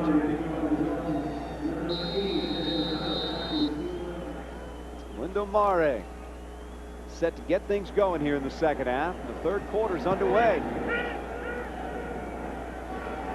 Desmond Howard will have a chance to take this one back. Takes it at his own 3, back to the 20, dives to the 21. That's where the Lions will take over. Deion Dyer with the special teams tackle for Miami. Let's take a look back. Some of the scoring plays from the first half, Mark. Yeah, well, this is the first one. Ricky Williams power football right up the face, and this is just a dumb play. I don't care how young the kid is. That happens everywhere you go in football. Pop Warner Heights. Again, the touchdown to McMichael, who they love a lot. The one drive by the Detroit Lions scored a touchdown, and this was just too easy. This was just flat out too easy right here by Chris Chambers. Add it all up, and it's the Dolphins leading 28-7. Avion Case on a wide receiver in the slot, and the ball is picked off by Brock Marion. chased by Mike McMahon and driven out of bounds at the 3. So the Lions turn it over on the first play out of the box, and Brock Marion has got the Dolphins knocking on the door. This is not how they want to start off the second half. Brock Marion played this perfectly. He's a veteran. He's been in Super Bowls.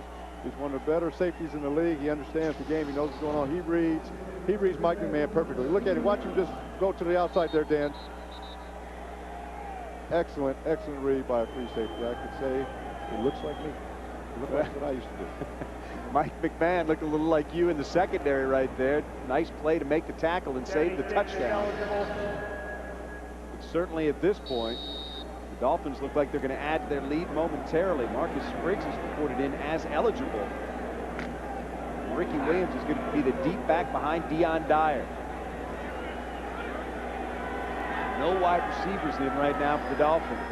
This is definitely their power set. Give is to Williams. Tries the left side. Williams going to walk in. Touchdown, Dolphins. Ricky Williams with the 2-yard run, and Miami now leads 34-7. Just like that, the Lions come out and turn it over, and the Dolphins take advantage. We know Ricky Williams has the power, Dan, but he also has the quickness to get to the corner, and you saw right there, he just outran the defensive back to the corner for the touchdown. Lindo Mare in to attempt the extra point. Spot down, the kick is up, and it is good, and it is 35-7 here in South Florida. The Dolphins very much in command of this one. The Lions 35-7 here in South Florida. Lindo Mare's been a busy guy today. Yeah. Extra points and kickoffs. That's how they like it. Mare puts his foot into it. Larry Foster is back deep this time for the Lions. Takes it at the 10, back to the 15, to the 20. Foster across the 30 now, dragged down from behind by Ray Green. The Lions will take over at the 33-yard line.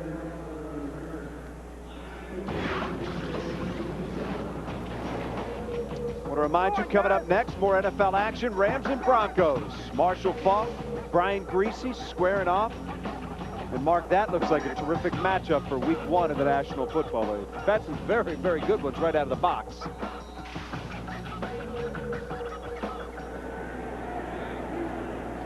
Lions just need to make positive yards right now. Trying Avion Kason. He's not going to get much over the right side. Taken down by Patrick Surtain. Meanwhile, Sam Madison has a right ankle injury, and he will not return for the Dolphins today. Now, he is a big part of their pass defense. Normally, when you have a #1 pass defense, Dan, it's usually because your front four are pretty good, doing a good job. You have the quarterback. Well, to the man, if we talk to the defensive players, those cornerbacks set things up for them. Lamont Warren is checked in at running back for the Lions. He gets the call here. Pitch to the right side. Not much room there for him either. And the Dolphins are really bottling everything up. The Dolphins feel now that, hey, they need to take over today. They're trying to put the Lions away right now. Just you know, that second half play, giving up an interception right away and touchdown less than a minute into the half, Dan. It's a huge blow to your team. You come out, you get them rejuvenated. Coach Morningwick, get them rejuvenated going out to the second half, and come out and give up that. Well, it kind of takes the air out of your Newt Rockne speech at halftime, that's for sure. Newt.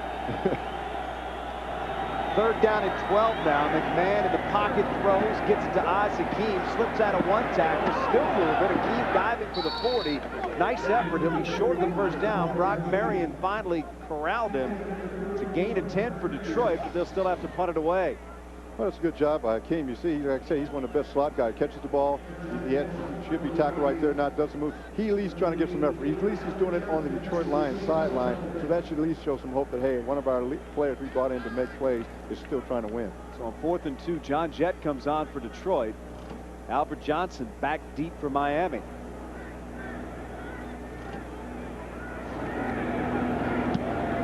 Jett gets the punt away, and it's a good one. Johnson calls a fair catch and goes all the way back to his 5-yard line to do it, and I think he's going to hear about that when he gets over the sidelines. So Miami will be backed up at their own 5, but they do lead in this one by a score of 35-7. We'll be right back. Dolphins leading the Lions 35-7. They have it 1st and 10, right around third base. Down on the field here at the stadium in Miami. There you can see it. Dirt from the baseball field still out there. Ricky Williams with the carry, tries the left side, not much there. Gain of 3, it'll bring up 2nd down. And we have seen a lot of different sides of Ricky Williams since he came into the National Football League. You remember his rookie year with New Orleans, he would conduct interviews with his helmet on. And Ricky Williams, quite frankly, was regarded as something of a strange bird by those around him. But things have changed. After being diagnosed with a social anxiety disorder and receiving treatment, Ricky Williams is a much more comfortable man right now around the media, around his teammates, and in the National Football League. The thing I like about what he said he likes himself now. That's a big be comfortable with himself first and foremost. Ricky Williams again, the carry right there. It's going to bring up 3rd down for the Dolphins. You know, Dan, Eric Davis and Chris Claiborne with a tackle. He's so turned around now in the way he feels about himself and about playing football and being around players that he has his own website now called www.runrickyrun, where people tap into his website, and he's trying to help people deal with the same disorder that he's had. So he's turned the negative into the positive to help other people too. Very willing to talk about it. And Ricky Williams did not know what was wrong with him for a long time, and he wants to help others that might be in the same position. 3rd down, 2 now for Miami, leading by 28. Again, Williams, 3rd straight carry for him. Trying to get the 1st down, needed to get out to about the 21-yard line. Looks like they might be short. Sean Rogers bottling things up in the middle for Detroit. Good job. Like you said, penetration does a good job against this offense. You get back to it, you can make plays. The 2 times they've stopped him short has been from good penetration. Sean Rogers in his 2nd year out of Texas, 2nd-round draft pick back in 2001, started all 16 games as a rookie last year. Did a terrific job. They're expecting bigger and better things out of him this year. Larry Foster back deep for Detroit. Robert Forshea, Lutherell's talking very high of this young man. Mark Royal's punt, a line drive taken by Foster back to midfield. Stutter steps, goes down at about the 46. Great field position for Detroit. Trent Gamble with a stop. That's where the Lions will have it. 1st and 10, trailing 35-7. Lions rookie Joey Harrington looking on. So far it has been Mike McMahon the whole way. Harrington, of course, the number 3 overall pick in this past year's draft. Marty Morningwig has been steadfast in his belief that his starting quarterback is Mike McMahon. 1st down does not net much for Detroit. Jason Taylor came out with a football. Yeah, I mean, this kid, you talk to all the players and everybody around Joey, and they just love what he brings to the table. They figure he's going to be a big-time quarterback in this league when he gets his chance. Now, the question is, with this score and the way things are going, do you bring him into the game here, Dan? Well, Marty Morningwig told us yesterday that we would not see him. We'll have to wait and see if that changes based on the way the scoreboard looks right now, down 35-7. Mike McMahon trying to do something about it here on 2nd down. Out of pressure, into the secondary. McMahon slides down around the 36-yard line. He's going to be just short of a 1st down. It's going to be 3rd down coming up for Detroit. Now, I know McMahon has only been, this is his 1st time really starting at quarterback. He's got to know where to slide at. He's a very athletic guy. They talk about how great an athlete he is, and I know he don't want to get hit, but you're losing 35-7. You've got to go get the 1st down any chance you get. Well, it's going to be 3rd and less than 1 for Detroit. They're at the 36. They need to get to just about the 35-yard line. Corey Schlesinger, the lone back behind McMahon. Now it's an empty backfield. McMahon looks, throws, got Oz Hakeem across the 30, and Hakeem stopped at the 28. But it will be a 1st down for Detroit. Brock Marion wrapping him up there. This is where they brought Oz Hakeem in. Again, you see it with, of course, with the Rams. You see all those great big plays they have. But Oz Hakeem is a slot receiver, meaning he's always going to be the inside, where he can move, where you don't have to get bumped by a defender, and he works great. He's so quick, it's hard to cover him when he does those little stutter routes he does, which he did there to get the 1st down. It's almost impossible. You literally have to say we got a doubling because you can't stop him one-on-one when he's in that slot position. 3 receivers in the game now for Detroit. Hakeem, Schrader, and Anderson. It's Lamont Warren in motion. Hakeem was lined up in the backfield, goes out into the flat, takes the football, drilled right around the line of scrimmage. Arturo Freeman with the stop. It's 35-7 here. Let's see what else is happening around the NFL. Check in with James Brown. Hey, Dan, first possession of the second half for the Redskins, and they come out running it. Stephen Davis takes it 3 yards for the score. Bill Grammatical with the field goal. It's 17-16. Washington. Rondell Mealy in for the injured Amon Green, and the fullback takes it 2 yards. And now Atlanta nursing a 1-point lead, 21-20. Back to Dan Miller and Mark Carrier. All right, JB, thank you very much. What do you know? Steve Spurrier will run the football after all. I tell you what, I'm hoping the Redskins do well, but if he doesn't run Stephen Davis, they will struggle. He needs to run him almost as many times as he throw the ball. He's just that good of that type of back where he control a lot of the game, Dan. Lions trying to run it right there. Avion Cason getting the call. Nothing up front. Tim Bowens, Jermaine Haley, both there to greet him. It's going to bring up 3rd down and 7. Here's where their struggle's been in 3rd down, and they've always been caught in 3rd down and long. At least they are in Jason Hanson's field goal range, but you know, field goals won't do it. The Dolphins let them have field goals for the rest of the day. They need to get 7 points. Scotty Anderson to the far side of the field. Oz Hakeem to the near side. Bill Schrader in the slot. 3rd down 7 for Detroit.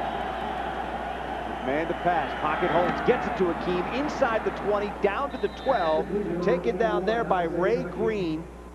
1st down for Detroit after a gain of 13.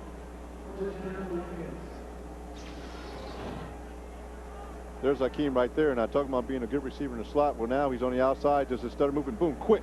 He just lulls the defender asleep, Dan, boom, right there, getting on stride. He makes things happen. He's a playmaker where he can make things happen on his own. Oz Hakeem today, 6 catches for 61 yards. Lions need about 13 more right here. 1st and 10 from the 13, trailing 35-7. Again, McMahon back and looking. Pocket holds, looking out there, throws, got it, touchdown Lions, Lamont Warren. McMahon had nowhere to go, but he hung on long enough, and Warren came free. The Lions back on the scoreboard, now trailing 35-13. He had good protection, Dan. He was able, you know, McMahon's a good scrambler, but right there, he was able to sit in the pocket. He didn't have to really, just kept his feet alive, kept his head looking down the field. Lamont Warren did it out. There was nothing there. The linebacker turned his head back.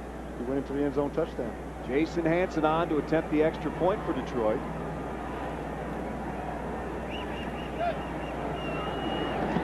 Snap and the spot are both good, and the kick is good as well. So it's 35-14 here with 6:19 to go in the 3rd quarter. Mike McMahon and Lamont Warren hooking up for Detroit. Beautiful sights in scenic South Florida. That's where we are right now. Dolphins hosting the Lions, leading 35-14. Albert Johnson back deep to take the kickoff, does it about the 6. Johnson with room, breaks across the 40, taken down at the 41.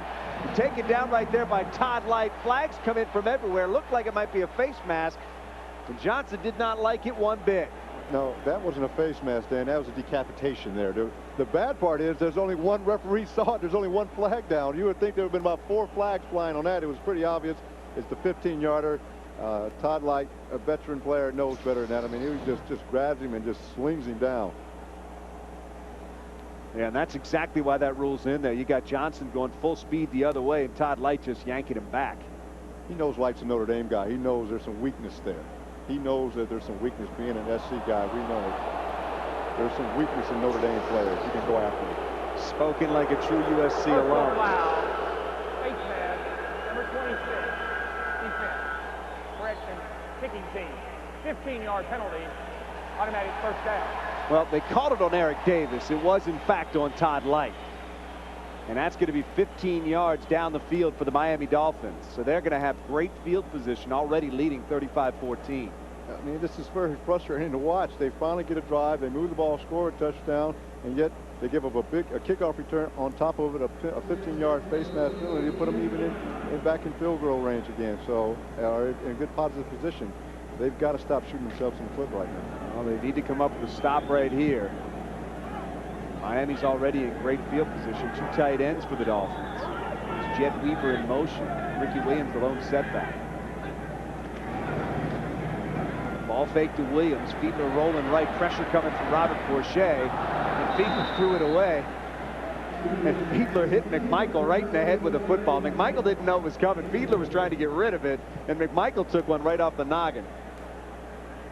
Now, they've ran this play a couple of times, and this is the first time they ran it without doing at least 1 or 2 running plays where Ricky Williams has set it up. You know, the Lions have they've scouted this play. When you run Ricky, you get that power game run inside. Your linebackers and everybody are looking at him now. When they don't run him and then set it up, it's easy to defend. The only way he was going to catch that would have been if it had been wedged in his face mask. A little confusion down on the field. The play clock's already down to 4 seconds. Jay Fiedler's going to come over and call timeout. Smart play. He let it run all the way down before he called the timeout. He'll come over the sidelines and talk about it. Dolphins up by 21. Back in Miami, Dan Miller along with Mark Carrier. Dolphins leading the Lions by a score of 35-14. 6 minutes, 3 seconds to go in the third quarter. Ricky Williams, you see there, the first Heisman Trophy winner to ever play in a regular season game for the Dolphins. Of course, won it in Texas in 1998. A bit surprising when you think about it. The Dolphins, long history. They at one time did have Steve Spurrier, never played in a regular season game. They traded for Rashaan Salam. He never played in a regular season game. Williams gets the call right here. On left side, gets the edge across the 40. 35 down to the 30, still going, cuts it back. Williams inside the 15, inside the 10. Ricky Williams all the way down near the 5-yard line. A big gain on the play of 38 yards. Oh, nice run by Ricky. You can see he's going to follow his lineman all the way to the outside. Brian Williams on the right here has a chance to get him. He reaches out, missed him, and now he turns it up, and he's got a big lineman in front of him blocking for him. Nails is blocking you. Hey, I'll stay right behind him too. Well, Ricky Williams puts the Dolphins in business again. First and goal at the 6. Ricky Williams today, 19 carries for 110 yards. The Lions have thrown the red flag out. I think they're going to try to figure out whether or not Ricky Williams stepped out of bounds. That's a good point. It's the only thing I can think of. Marty Morningwig is going to ask him to take a look at this on replay. Well, they had a good view on their sideline because the run went right at them. Challenging the ruling on the field that the runner was inbound at the 31-yard line. Or out of bounds, as the case may be. 19 carries for 110 yards for Williams, if that holds up.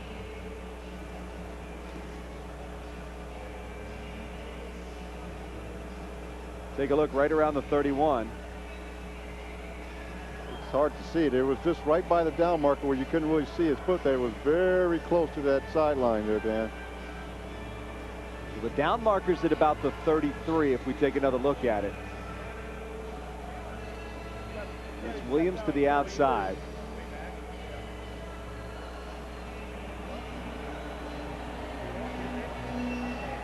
Well, I can't believe they're calling a flag from at that point from nothing there. I think it was a little earlier. I think it was earlier. I think it's right, like I said, right around the down. The down marker's on 33. I'm thinking. Take a look right here. Right there. There's the down marker. It would be his next step right there that the Lions are contending he might have been out of bounds. Tough to tell from that angle.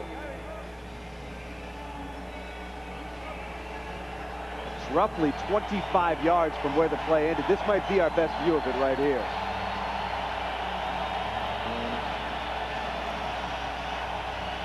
Take a look at his left leg right there. Very, very close. It's like the 33-yard line. I mean, it would still be a first down. Hey, when you're down 35-14, you get whatever you can at this point. But remember, it's got to be clear for the officials to overturn their ruling that he was in fact in bounds. I don't think they change it. I think it's too hard to tell unless they've got some camera on the sign. They can do some super zoom lens to see that left foot, see if it steps on the back. Marty Morningwig risking a timeout here, but when you're down 35-14 at this point, what is he risking? Why not? Yeah, truly, what is he risking? Throw a couple of flags out there. Hey, there were 2 of them out there. Because basically, if it becomes 42-14, they might be throwing a white flag out there. Yeah. Speaking of white flag, Roy Jones Jr. last night, his counterpart, he was beating him to a pulp where his cornerman finally had to stand up and say, hey, no mas, that's enough. After reviewing the play, there is no visual evidence which overturn the call. For the play, the ruling on the field stands. Detroit is calling a timeout. Well, the Lions are charged with a timeout. They lose the challenge right there. And it will, in fact, be first and goal from the 6 for Miami. See the timeouts there after Detroit loses one, 2 each. But as we said, down 35-14, it's hard to believe the timeouts are going to play a part in this one for a while. And with that run and going over the 100-yard mark, Ricky Williams now has the 13th 100-yard game of his career. And his first as a Miami Dolphin in his first regular season game with the Dolphins. Fever again to Williams. Hesitates at the line, driven down right there by Sean Rogers. It'll be second and goal. Hey, that was a big hit by Sean Rogers. You'll see Ricky Williams' head kind of snaps back when he hits him. They talk a lot about this kid, that he's just a superstar waiting to happen. But you're going to see Ricky Williams, and the next thing you're going to see his head jar back. You're going to see those braids flop up in the air when Sean Rogers hits him. Boom! Couple of Longhorns going head-to-head right there. They played together for 2 years. And each was at Texas. Right now, Williams is getting the better of this meeting. Second down goal now. Fiedler with 2 receivers and 2 backs behind him. Fakes the pitch to Williams. Rolling right. Robert Porcher in pursuit. Fiedler's going to keep it to the 5 and driven out of bounds at the 3. Robert Porcher was in pursuit. Brian Williams coming up to force the run as well. And it's going to be third down and goal. Oh, that's a nice play by the Lions defense. They backed off, played a deep zone, had everybody covered. They've been trying to do this misdirection all day. They've had good success with it. And this time the Lions had it scouted. And Robert Porcher comes from the backside, running him down. Robert Porcher in the Pro Bowl last year. 3rd time in 5 years he's made the postseason trip to Hawaii. Ricky Williams has checked out of the game. Robert Edwards in.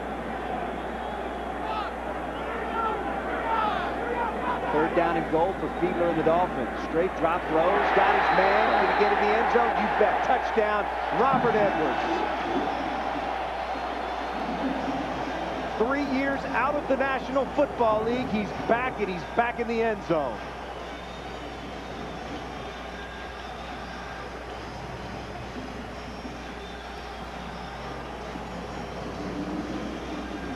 And I don't care who you root for, you have to be happy for Robert Edwards. It took a lot of determination and a lot of painful hours in rehab for him to get back out here. That was basically just a clear-off play. Chambers came in, cleared out, went behind him, and Robert Edwards snuck underneath him. Fiedler hits him right at the goal line, touchdown. Extra point up and good by Olindo Mare, and it is now 42-14. Dolphins leading the Lions in the 3rd quarter.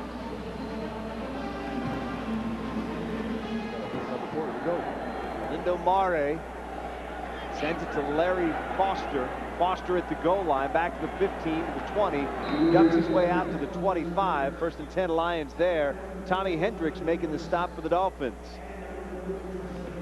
I want to remind you, Fox NFL Sunday returns next week when JB, Terry, and Howie welcome special guest John Elway. The future Hall of Famer will tell our guys who he thinks the elite quarterbacks are around the game today, and also help break down next week's games. Fox NFL Sunday returns next week at noon Eastern, 9 Pacific, followed by exciting NFL action as most of you will see the Lions battle the Panthers. 42-14 Miami. McMahon on the handoff to Corey Schlesinger. Breaks it to the right side, picks up a couple. Moreland Greenwood, 2nd year out of Syracuse, making the stop for the Dolphins. Corey Schlesinger's been their only running back next to McMahon, so I think you go back with him. You can see now what Coach Morningweg is going to do with McMahon. He's going to just spread things out, just tell McMahon to drop back, get your reads, run around, just try to make something happen. You're down 42-14. You got to find a way to make plays, get things moving, get the offense moving. 2nd and 8 for the Lions. Fakes the give. Man throws Schlesinger, and he is drilled by Zach Thomas. Zach Thomas read that perfectly, and the Lions got absolutely nothing. There's Zach right there. He reads it. He's got the fullback man-to-man. He sniffs it out. Boom, right there. Hey, you know what? When his Corey Schlesinger's back is to him, I think he'll take him on every time. I asked Zach, I said, man, you're 5 foot nothing, 200 something nothing. How do you do it? And he said, hey, playing, I just have to study more.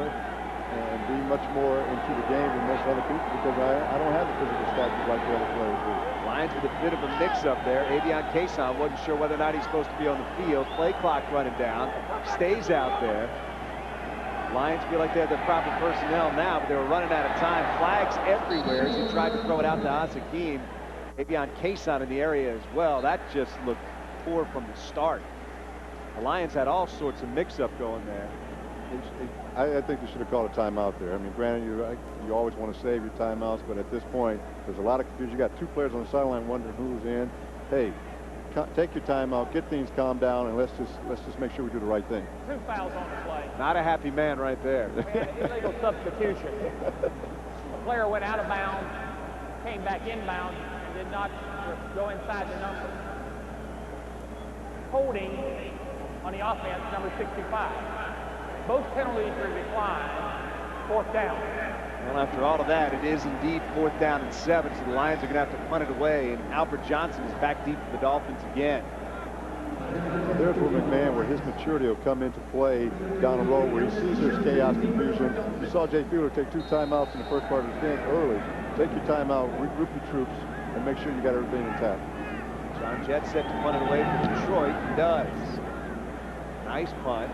Johnson calls for the fair catch. He takes it at about the 22. That's where the Dolphins will take over. We'll take another look here at what happened just a couple of moments ago.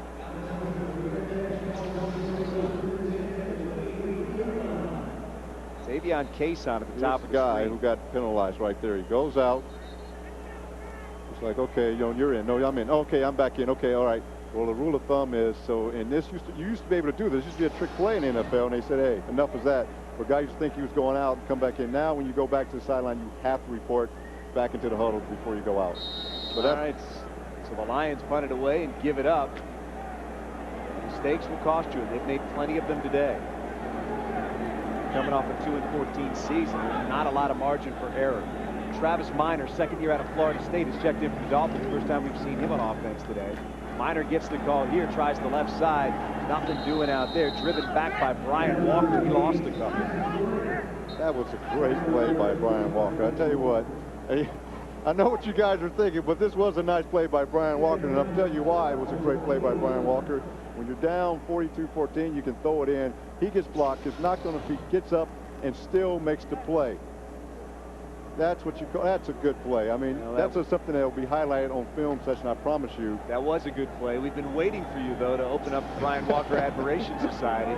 What's wrong with the guy wanted my autograph? Our meeting with Brian yesterday, we asked Mark for his autograph. Twice. Mark said, do you want me to sign the hat, or do you want me to sign a piece of paper? He said, oh. Travis Minor there, opening over the left side, out near the first down marker, taken down by Kelvin Pritchett, but not before a gain of 11.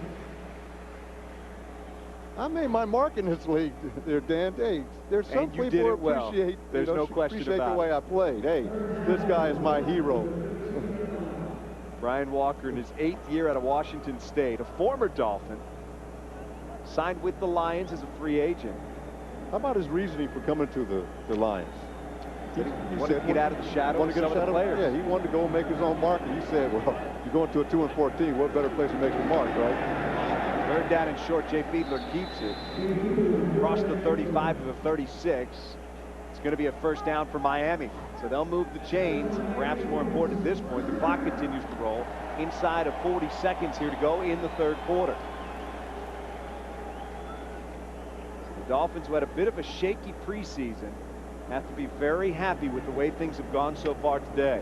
Well, you would have thought they lost a playoff game in the preseason. The way these fans were down on Jay Fiedler, who just came off a hip surgery and really hadn't gone through any training camp for about a few days, and they're still learning the system. So it took some time. You can see now they've got into Fiedler here again. The give is to Minor.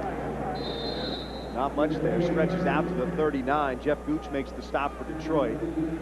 We are moving down towards the end of the 3rd quarter with the score Miami 42 and Detroit 14. Fox NFL Sunday will continue after a word from your local Fox station.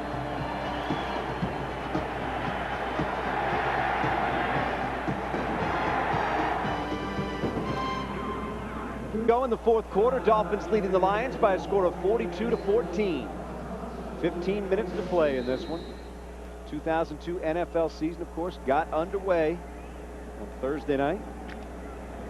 San Francisco's win over the New York Giants. That was a good game. That was a very good game for the season. And it looks very much like the Miami Dolphins will start with a victory here. Leading by 28, they have the football. From their own 39, Fiedler throws it out to Conrad. Conrad turns, rolls upfield across the 45 to the 46. Todd Light drives him out of bounds. Gain on the play of 7. There's a look at Sam Madison. We told you he suffered a right ankle injury.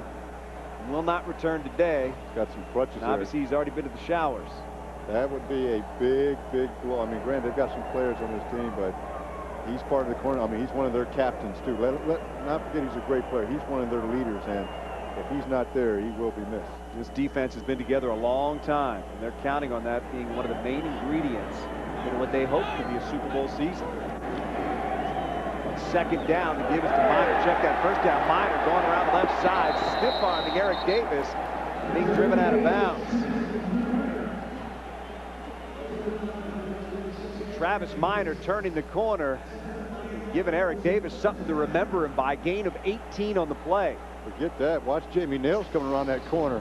How'd you like to be that guy, Dan? I mean, we don't see it here, but you know, the Eric Davis, you know, stiff.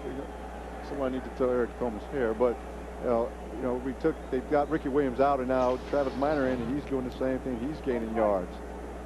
Miner takes a breather. Robert Edwards checks back in.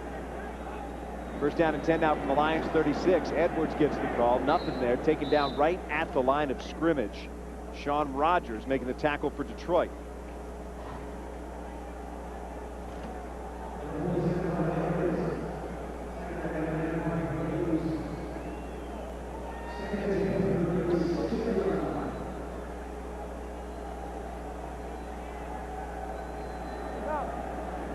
Second down and 10 now.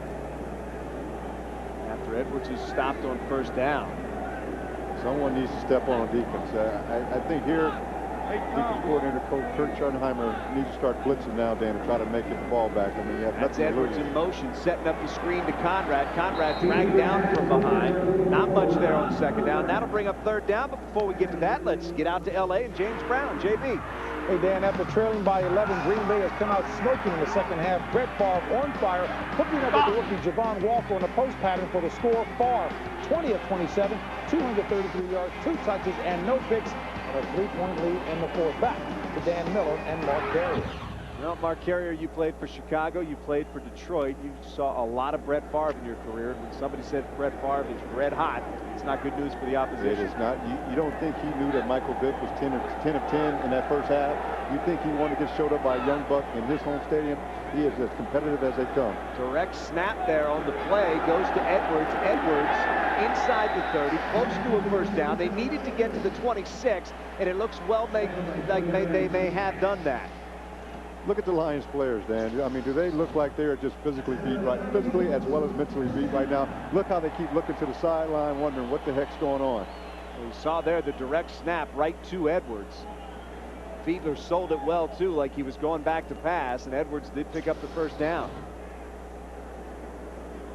I think offensive coordinator Norv Turner is sitting in his box with his head, with his eyes covered, just picking out plays right now because everything is working for him.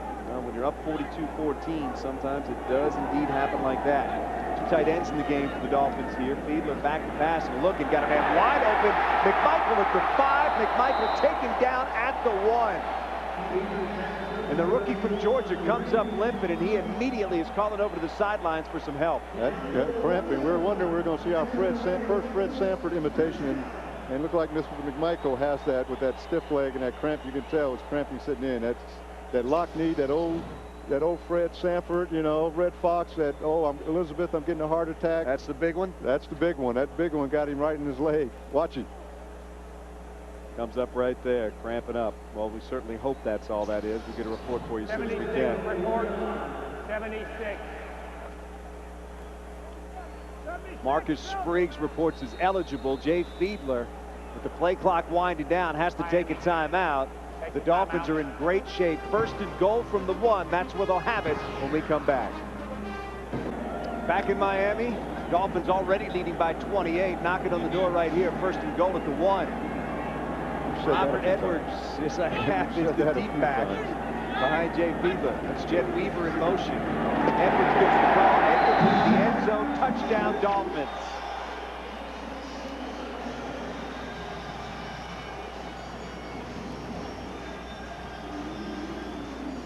And he's hanging on to that football, and why not? He's earned it.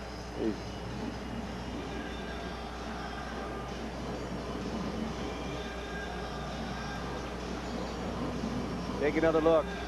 He starts right, boom, cuts back left, over pursued by the defensive line. Again, easy touchdown. Orlando Mare back in for the extra point. This is 7th one of the day, and he is 7 for 7 so far in 2002. Dolphins stretch their lead. It is now 49-14 here in Miami. We're back in Miami. Dolphins leading Detroit by a score of 49-14. Orlando Mare is set to kick it off again. Larry Foster back deep for the Lions. Foster takes it at the 1. Back to the 10, the 15, cuts it outside at the 20 and take it down right there. And that's where the Lions will take over. At about the 23-yard line, and the Lions will come out with a new quarterback. Joey Harrington will come into the game. First-round pick this past season out of Oregon. 3rd overall, and the expectations are extremely high for Joey Harrington in Detroit, and he's going to get a chance to get some work in right here. He's going to get a lot of work. There's still 10 minutes left in this 4th quarter. And we questioned what they do. They bring him in, and that was, you know, about 21 points ago. Now it's 49-14. Hey, at this point, let him get some work. They can do nothing but help him. All right, Harrington with 3 receivers in the game. Hands off to Corey Schlesinger. Schlesinger running on that infield dirt. Gets out near the 30-yard line, down to the 29. That'll bring up 2nd down at about 4 for the Lions. At this point, you know what, I'd like to, bring Joey Harrington in now, Dan. Let him get his work. Let him move. I don't think it's nothing to Mike McMahon. I think he played as well as he could play under the situation he was under. Let Joey get some work. Let him see how he acts in a real game experience. Because now these guys are going to try to, knock his head off when they get a chance to. Lions with 7 on 1st down, make it 2nd down and 3. Harrington, play action fake, pumps, throws, looking for Schlesinger. He was under pressure, and it's incomplete.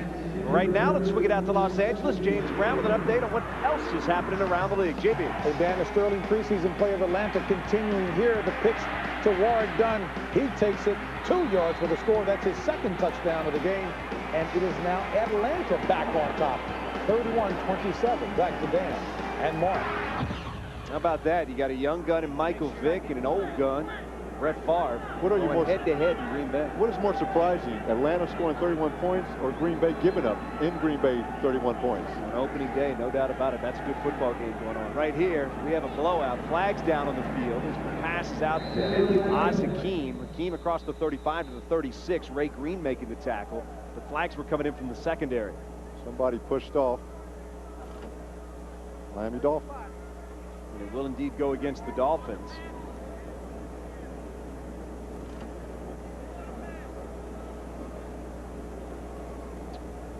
The Lions say they have a plan for Joey Harrington. They don't want to put him in there right now. They believe Mike McMahon is their starter, but I think after seeing Harrington sign a $36 million contract, most everybody believes that ultimately he will be the guy in Detroit. Dan, don't be fooled. I promise you. I'll tell you in a second. But don't be fooled. You don't invest money in a player at that high of a pick.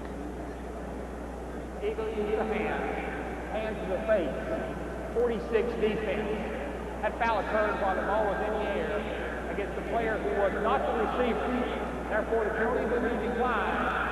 The total play is the first down. Jeff Triplett with the explanation right there. As I was saying, I think Mike McMahon played as well as he could. I mean, it was a tough situation. They were down early. They know James Stewart, so no running game to take the pressure off. He's still a young quarterback. I like his mobility. He seems like he's got a good head on his shoulder, but you don't invest that type of draft pick and put that type of money in to have a guy sit on the bench unless you got Montana in front of him. Well, the question a lot of people have in Detroit is, how soon will Joey Harrington be the man? He's got a chance to make some plays right now. It does right there. Gets it to Oz Hakeem. Oz Hakeem across the 50 down to the 46-yard line, and the Lions are in Dolphin territory.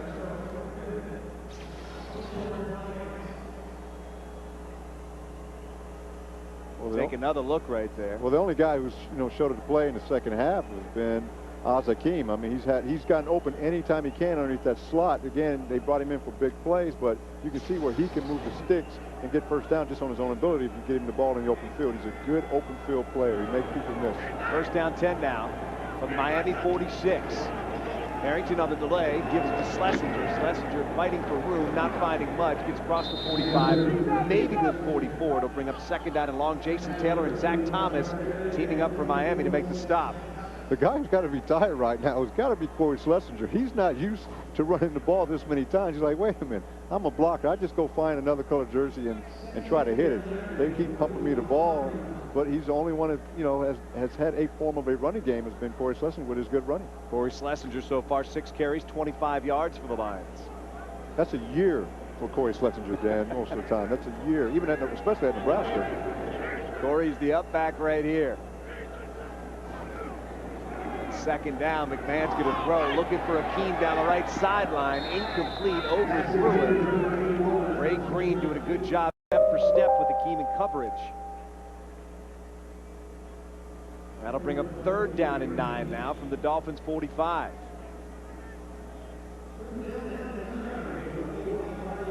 Is it 4 down territory? Well, I think it was 4 down territory, 2 touchdowns to go. Take a look at what was happening on the other side of the field there, Mark. Well, you know what? I can see why Bill Schrader is not happy. He's not getting passes. He was wide open there, but hey, Bill Schrader dropped the pass where he should have caught in the middle of the field. And quarterbacks, even though it's Harrington, they lose confidence in the receiver when you don't feel like you can make a play. Blitz coming. Harrington picks it up, gets it out to Hakeem. They get the first down across the 35. Gain of 13 on the play. Ray Green making the stop. But a nice play by Harrington and good blocking in front because they were coming. That's a good job. I mean, there's one thing I like about Harrington is that he's a pocket-type quarterback. He knows how to slide and shift in the pocket and still keep his head down the field while he's moving and get the ball out. And that's what you saw there. And Hakeem, I mean, the Dolphins are content to say, hey, we're going to drop back deep. We're not letting you catch anything behind us. We'll let you do all the underneath stuff, and we'll stop you. Hakeem checks out. Still 3 receivers in the game for the Lions. Again, Harrington to throw. Got it across. Larry Foster makes the catch inside the 30. Taken down right where he picked it up. Patrick Surtain with a big hit for Miami. Gain of a couple. It'll be second down. I just like it when a cornerback gets up and makes a big hit on a little receiver thinking, yeah, I just nailed him. Mama safety, I'm telling Surtain, hey, when 30 comes sneaking through the line, go get him. Then I'll be impressed. Patrick Surtain, 5'11", 192. Larry Foster, 5'10", 188. So they would be in the same weight class. Yeah. Second down and 6 down. Schlesinger again gets the ball.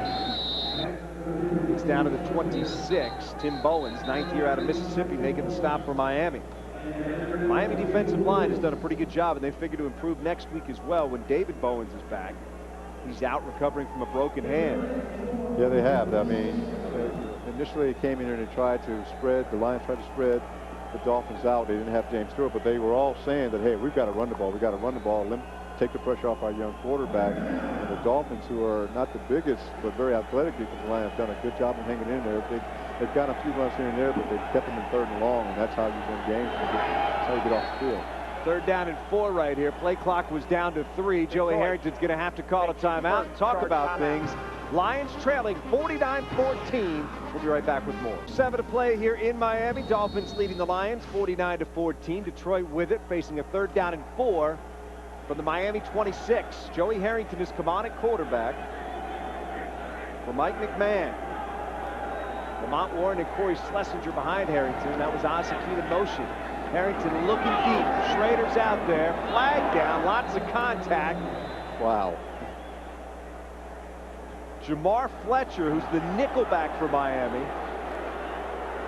the one who it looks like is going to be called for the penalty. I thought he got his head around was just running because the defensive back is entitled, if he has position on the receiver, if he's turning back looking for the ball, if they run into each other, that he has that right away. Take another look. That's Schrader at the top of the screen. Defense, number 21. Automatic first down. He did. I'm a defensive back, and you know I'm going to be biased, but there's a rule where you cannot cut the receiver off. And there, if he would have stayed and just kept running in his line of path, it would have been okay. But he did. You cannot cut. You can't get in front of the receiver and cut him off from where his position was. He was inside of him, fine. He would turn and ran that way, would have been fine. But he tried to stop his momentum by cutting him off. Jamar Fletcher, in his second year out of Wisconsin, first-round pick back in 2001. He'll check out right now. Dolphins are going to call timeout. I think they had some personnel problems on defense. They were running players on and off the field. So they'll talk about it, and we'll be right back. Detroit has it. Harrington fakes the give. Look at the throw. Throws it out of the end zone. It'll be second down. Pressure was coming. Zach Thomas right up the middle. That was an emphatic throwing out the end zone. You know, most quarterbacks at that point, when they're trying to throw it away, they just toss it up in the stands for a souvenir. He was trying to take that Dolphin out sign on the back of the stands right there. Second and goal for the Lions now. 5:54 to go here in South Florida. Dolphins leading and leading big, 49-14. Lamont Warren, the deep back behind Harrington. That's Ricks in motion. They give it to the up back. That's Schlesinger. Falls forward. Did he get in? Yes, he did. Corey Schlesinger, touchdown, Detroit. So all of that work that you talked about earlier pays off for Corey Schlesinger as he gets into the end zone, and he's going to keep that football. He definitely earned it, Dan. He's been doing a yeoman's work. Well, I mean, anybody tell you when you run ISOs, we're leading with the fullback, you got to go head up with these linebackers on every other play. It takes a tough individual, and Corey, there's none tougher in the league than Corey Schlesinger, and the players around the league know that. A lot of people thought that he had a Pro Bowl year last year, did not get to make the trip to Hawaii. Certainly if he puts up the same kind of numbers this year, he may well get that trip. Extra point by Jason Hanson is up, and it is good. And it's now Miami leading by a score of 49-21 with 5:48 to go here. Corey Schlesinger, by the way, so far today, 8 carries, 28 yards. And that touchdown we saw a moment ago, we'll take another look at right here. This is Corey's game, right up the middle, power game. He's one of the strongest guys on the team. Look at him fighting, getting in. There's no quitting in Corey Schlesinger. I played 3 years with him, and he was always one of the toughest guys, always one of the hardest workers on the team. Take a look at some of the individual numbers from today's game. Jay Fiedler, 18 out of 25, 206 yards, 3 touchdowns, tying a career high. Ricky Williams, first game with Miami. So far, so good. 20 carries for 111 yards and a pair of scores. Randy McMichael, rookie tight end out of Georgia, 4 catches, 73 yards and a touchdown. And Robert Edwards in his first game after missing 3 years because of a severe knee injury with a touchdown as well. Yeah, the fans around Miami were very concerned going into the preseason because Ricky, as well as Jay Fiedler, didn't play well. Now you can see where he's come to the game. Just a power running back. He goes inside. He has the ability to cut up and run and make people miss. Well, right down the hill, and he has the speed to get to the corner to beat people. He brings the whole package to the game, Dan. Well, Ricky Williams down on the sideline, and again, this Miami Dolphin team knows that they've been to the playoffs the last 5 years. They're going for their 6th consecutive postseason appearance, but in all that time, they have not got to the Super Bowl, and they think he might be the guy that helps them get over the top. Total yards there a minute ago. Jason Hanson sends it on its way. Albert Johnson takes it 3 yards deep in the end zone, back to the 10, the 15. Johnson outside, spun around and taken down right at the 20 by Chris Cash. Now, don't forget, coming up next in the second part of our doubleheader, Marshall Faulk leads the potent Rams offense against Brian Greasy and the Broncos, or other regional action as well. A full day of NFL action continues next on Fox. Block in the back, 56, return team. Pass the distance, first down. Well, the Dolphins were called for a block in the back on the run back, so the officials will mark that off. And we have a new quarterback for Miami as well. Ray Lucas comes on. Now, Ray Lucas had a phenomenal. We talked about players who had a bad preseason. Ray Lucas had a great preseason. He came over here. He was more like a third down option type quarterback. He ran Norv Turner's offense to a T. He had a really good preseason. 1st and 10 from the 11. Travis Minor gets the handoff. Minor across the 10, out to the 12. And I don't have anything to back this up, but I guarantee you this. There have not been many times in the history of the National Football League where 2 quarterbacks out of Rutgers both played in the game and took a snap. Well, they have quarterback at Rutgers. Well, apparently they do. They have quarterback at Rutgers. At least they had Ray Lucas and Mike McMahon. Wow, you think they're up like in the Hall of Fame, right? Rutgers Hall of Fame right now? They might be. They might have their own wing. If not, they will soon. 49-21. That's our score here in Miami. Again to give to Miami. Trying the right side, met right there and driven back. It's going to bring up 3rd down and long.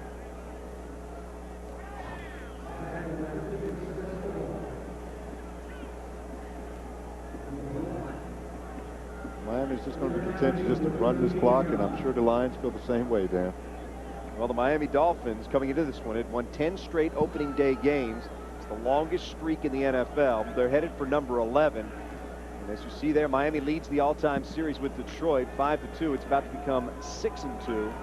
Detroit has never won in Miami. They lost their first 3 times, and they're about to lose their 4th. Lucas again. Miner getting a lot of work. This time tries the left side on 3rd and 8. Not going to get it. It's going to be 4th down, and the Dolphins will have to give it back to Detroit. Brian Williams, in his 8th year out of Southern Cal, coming up to make the tackle for Detroit. Well, the SC kid comes out. I mean, the Lions players, to their credit, they're still fighting hard. They're still trying to play. They're still trying to win, and that's a credit to the coaching staff, because you know, Dan, you've been around Detroit a long time. I've played with players, with good coaches, and when times are tough, that's when you know the true essence of how your players feel about your coaching staff. If they believe and trust in what they're doing, no matter the situation, they'll play hard for them. I would say that's true, and I think we've seen that so far in the Lions. You also have to get some good times mixed in there soon. And it's been tough going so far in the 2 years for Marty Morningweg. Larry Foster spun around right at the 42-yard line, taken down at the 43. Tommy Hendricks making the special teams tackle. 47-yard punt, 4-yard return. The Lions will take over right there. Marty Morningweg very confident about his football team. I don't think in any of the scenarios he played out in his mind did he see them coming in here and getting blown out this afternoon. No, not at all.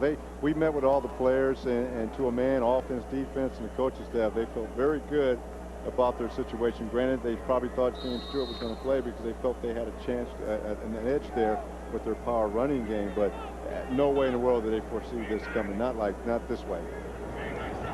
1st down and 10. Joey Harrington and the Lions. Harrington's got to step up in the pocket, tries to get rid of it. Looking out there for Lamont Warren. Down he goes.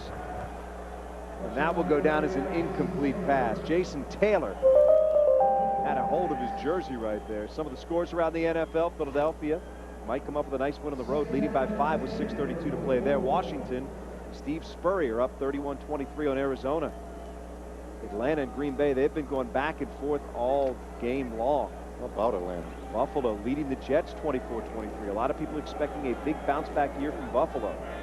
Cleveland and Kansas City, not exactly a defensive shootout today. Harrington on 2nd down. This time the pocket holds up. Pump fake, throws it out. Nothing down the field, so he tried to dump it to Lamont Warren. Incomplete. The struggles of Baltimore are already starting, Dan. Well, how about Rodney Peete getting a win? Starting quarterback. Another former Southern Cal guy. Hey, you know what? You give the good with the bad and the bad with the good. And Rodney, you know what? I'm sure about a week ago when Rodney Peete found out he was going to be the starting quarterback, he probably realized, hey, I better get in shape. I wasn't expecting this. I'm sure he was just hoping just to hold a clipboard and just ride out in the sunset. And then they told him, Coach Fox told him, hey, you're starting this week. I'm sure if I would have called him, he would have been working. He would have been on the treadmill trying to get in shape. Well, assuming all went well for Rodney Peete, he will face his former team, the Detroit Lions, next week. Joey Harrington throws one incomplete on 3rd down to Lamont Warren. Now the question becomes, the Lions just keep it and go for it? You would think that they would at this point, trailing by 28 with 3:15 to go. I don't think it's even a question. Hey, as many times you can get the ball and move it, try to make something happen, you just keep going. It's just time. Now you're getting recognition. Now it's almost like an evaluation period now for the Detroit Lions here, Dan. Now coaches, they've probably got different players in who probably wouldn't normally play at this point in the game as much, and now they're trying to see, okay, this is where you trust the true character of your players to see if they'll compete under this adversity. Jason Taylor limping off there on the sidelines, you saw. 4th and 10, Harrington throwing, looking out there for Oz Hakeem. And it's incomplete, almost picked off by Jamar Fletcher. So that will turn the ball over to Miami, and with 3:08 to go, they should go a long way towards running the clock out at this point. Today's game is being produced by Larry Lancaster and directed by Barry Landis. Our associate director is Bob Grossman. Broadcast associate is Corey Stone, and the technical producer is Joe Stevens. The studio show is produced by Scott Ackerson, directed by Bob Levy. The associate director is Jennifer Love. The senior producer is Bill Brown. The executive producers of Fox Sports are Ed Gorin and David Hill. The quarterback for the Dolphins is again Ray Lucas. 49-21, 1st and 10. Have to figure Miami will be content to stay in bounds and try to keep things moving here. Minor slipping outside, going out of bounds at that point. That's 59 to play. That's just a case of fatigue right now, Dan. That Detroit Lions defense has been on the field for a long time. They've got a lot of stuff thrown at them with the run as well as with the pass. They made a lot of tackles. It's hot. When you're losing 49-21, it's hotter than it normally is, Dan. It's a lot hotter in your head than it is outside. And just kind of expound upon that point for a moment. Certainly it is not imperative that they stay in bounds. This game is well in hand. It's not like you try to protect the lead in a 4-point game. I'm sure somebody will mention that to him when it comes to the sideline. However, I'm sure some of those big offensive linemen would like to get off the field as soon as possible. Minor needs to get down to about the 34 for the first down. I don't think he got there. Should be 3rd and short. Tackled by Barrett Green. Chris Claiborne in there as well.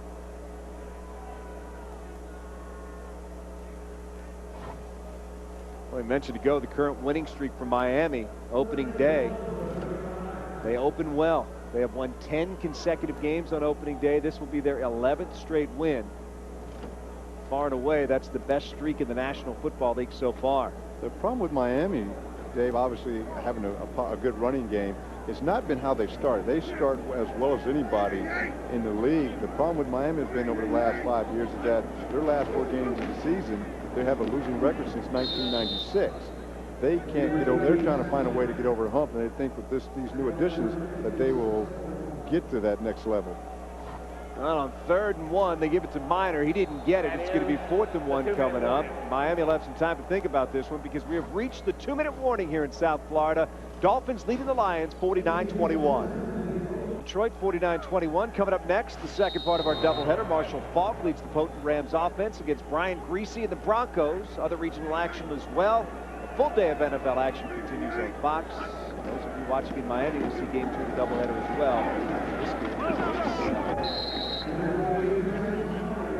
Travis Minor getting the first down right there, so they'll move the chains. The clock will continue to tick. Next 4 games coming up for these Miami Dolphins. They will be at Indianapolis. They will take on the Jets. They'll be at Kansas City, and they'll also take on New England. That is not an easy schedule. No, the AFC is just overall completely loaded this year. There are a lot of improvements on a lot of teams. The Indianapolis Colts are improved. Jets, a lot of teams are picking the Super Bowl. Kansas City, the Vermeil factors there, and how about the Rodney Dangerfields of Super Bowl teams, the New England Patriots, where they're not even favored to they're not even favored to win. That is a tough schedule. That's exactly right. With the Miami Dolphins, whoever comes out of the AFC this year is certainly going to earn it because it's going to be tough. As Ray Lucas takes a knee there with 1:10 remaining, the clock continues to move.